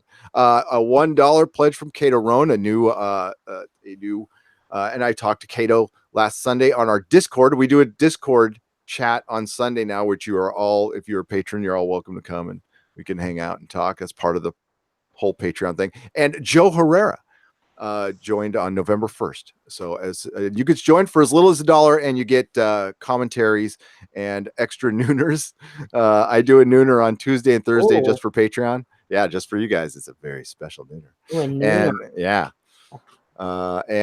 Yeah, that's so thanks guys. Oh, and like also, dude, a shit ton of super chats tonight. Like there are unbelievable amount. Like so thank you guys. Yeah. I'm speechless on that one. That's crazy. And I'm really speechless. And I just want to say Coyote Clone. Coyote Clone says, "You are the magnet and I am the steel, Johnson." Oh, I had to share that one because it just started making me laugh. It was just before you started. Afternoon delight. Wow. Afternoon delights. All right. So we got Thomas Potts for $1.99. Movie Fanobi for $1.99. Mary Ashmead, and thank you for moderating, Mary, and Movie Fanobi. For $2. Sculpted leather art by Viking Bitch, $2. Also moderated. Steel Johnson has been on, man, he has been like on it tonight.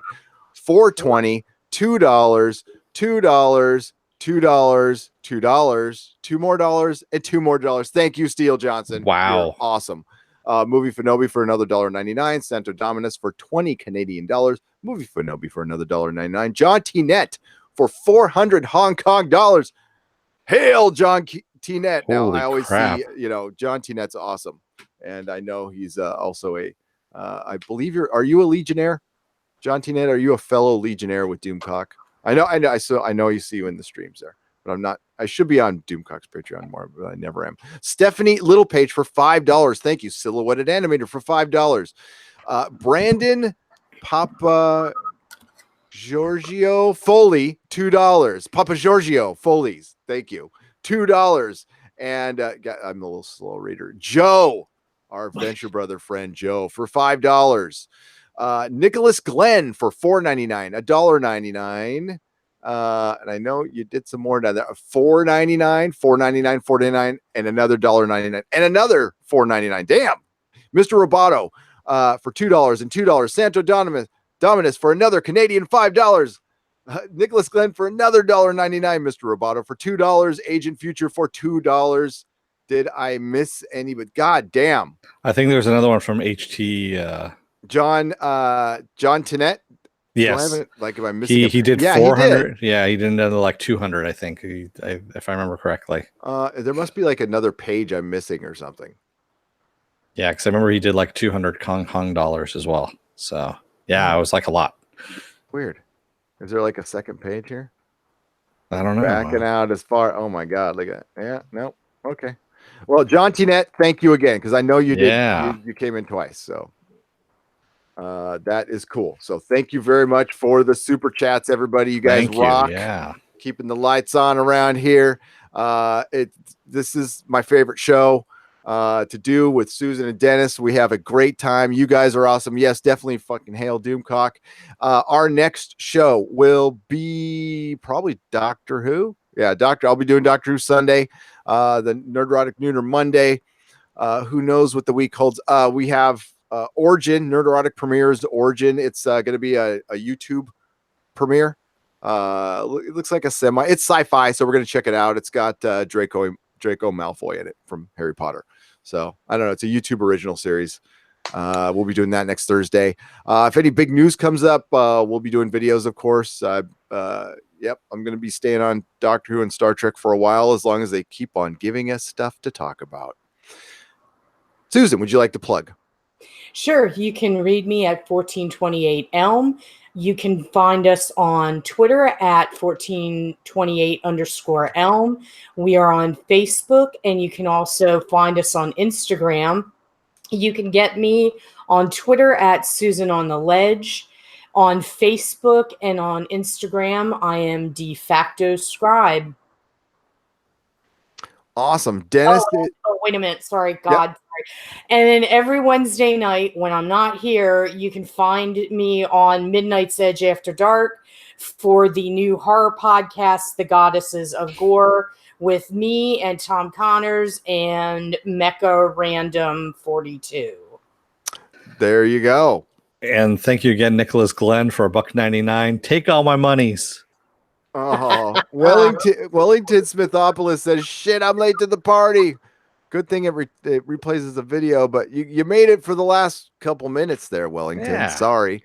Dennis is at the Force on Twitter. I'm at Nerdrotics. Our website is nerdrotic.com. If anything ever happens to the channel, it'll be there. Everything's backed up there. We also, if you still do that old iTunes thing, you can subscribe to us on iTunes. We turn this into a podcast later. We have our live schedule on the right-hand side and some other bits. Not much, actually. It's just a backup right now, but we plan on doing some more stuff with it eventually. Of course, I told you about the Patreon. So, Dennis, take us out. Children of Earth, don't let the door hit your ass on the way out. Otherwise, you might wind up with a Lobster Johnson. Oh. Remember, kids, honesty without love is cruelty.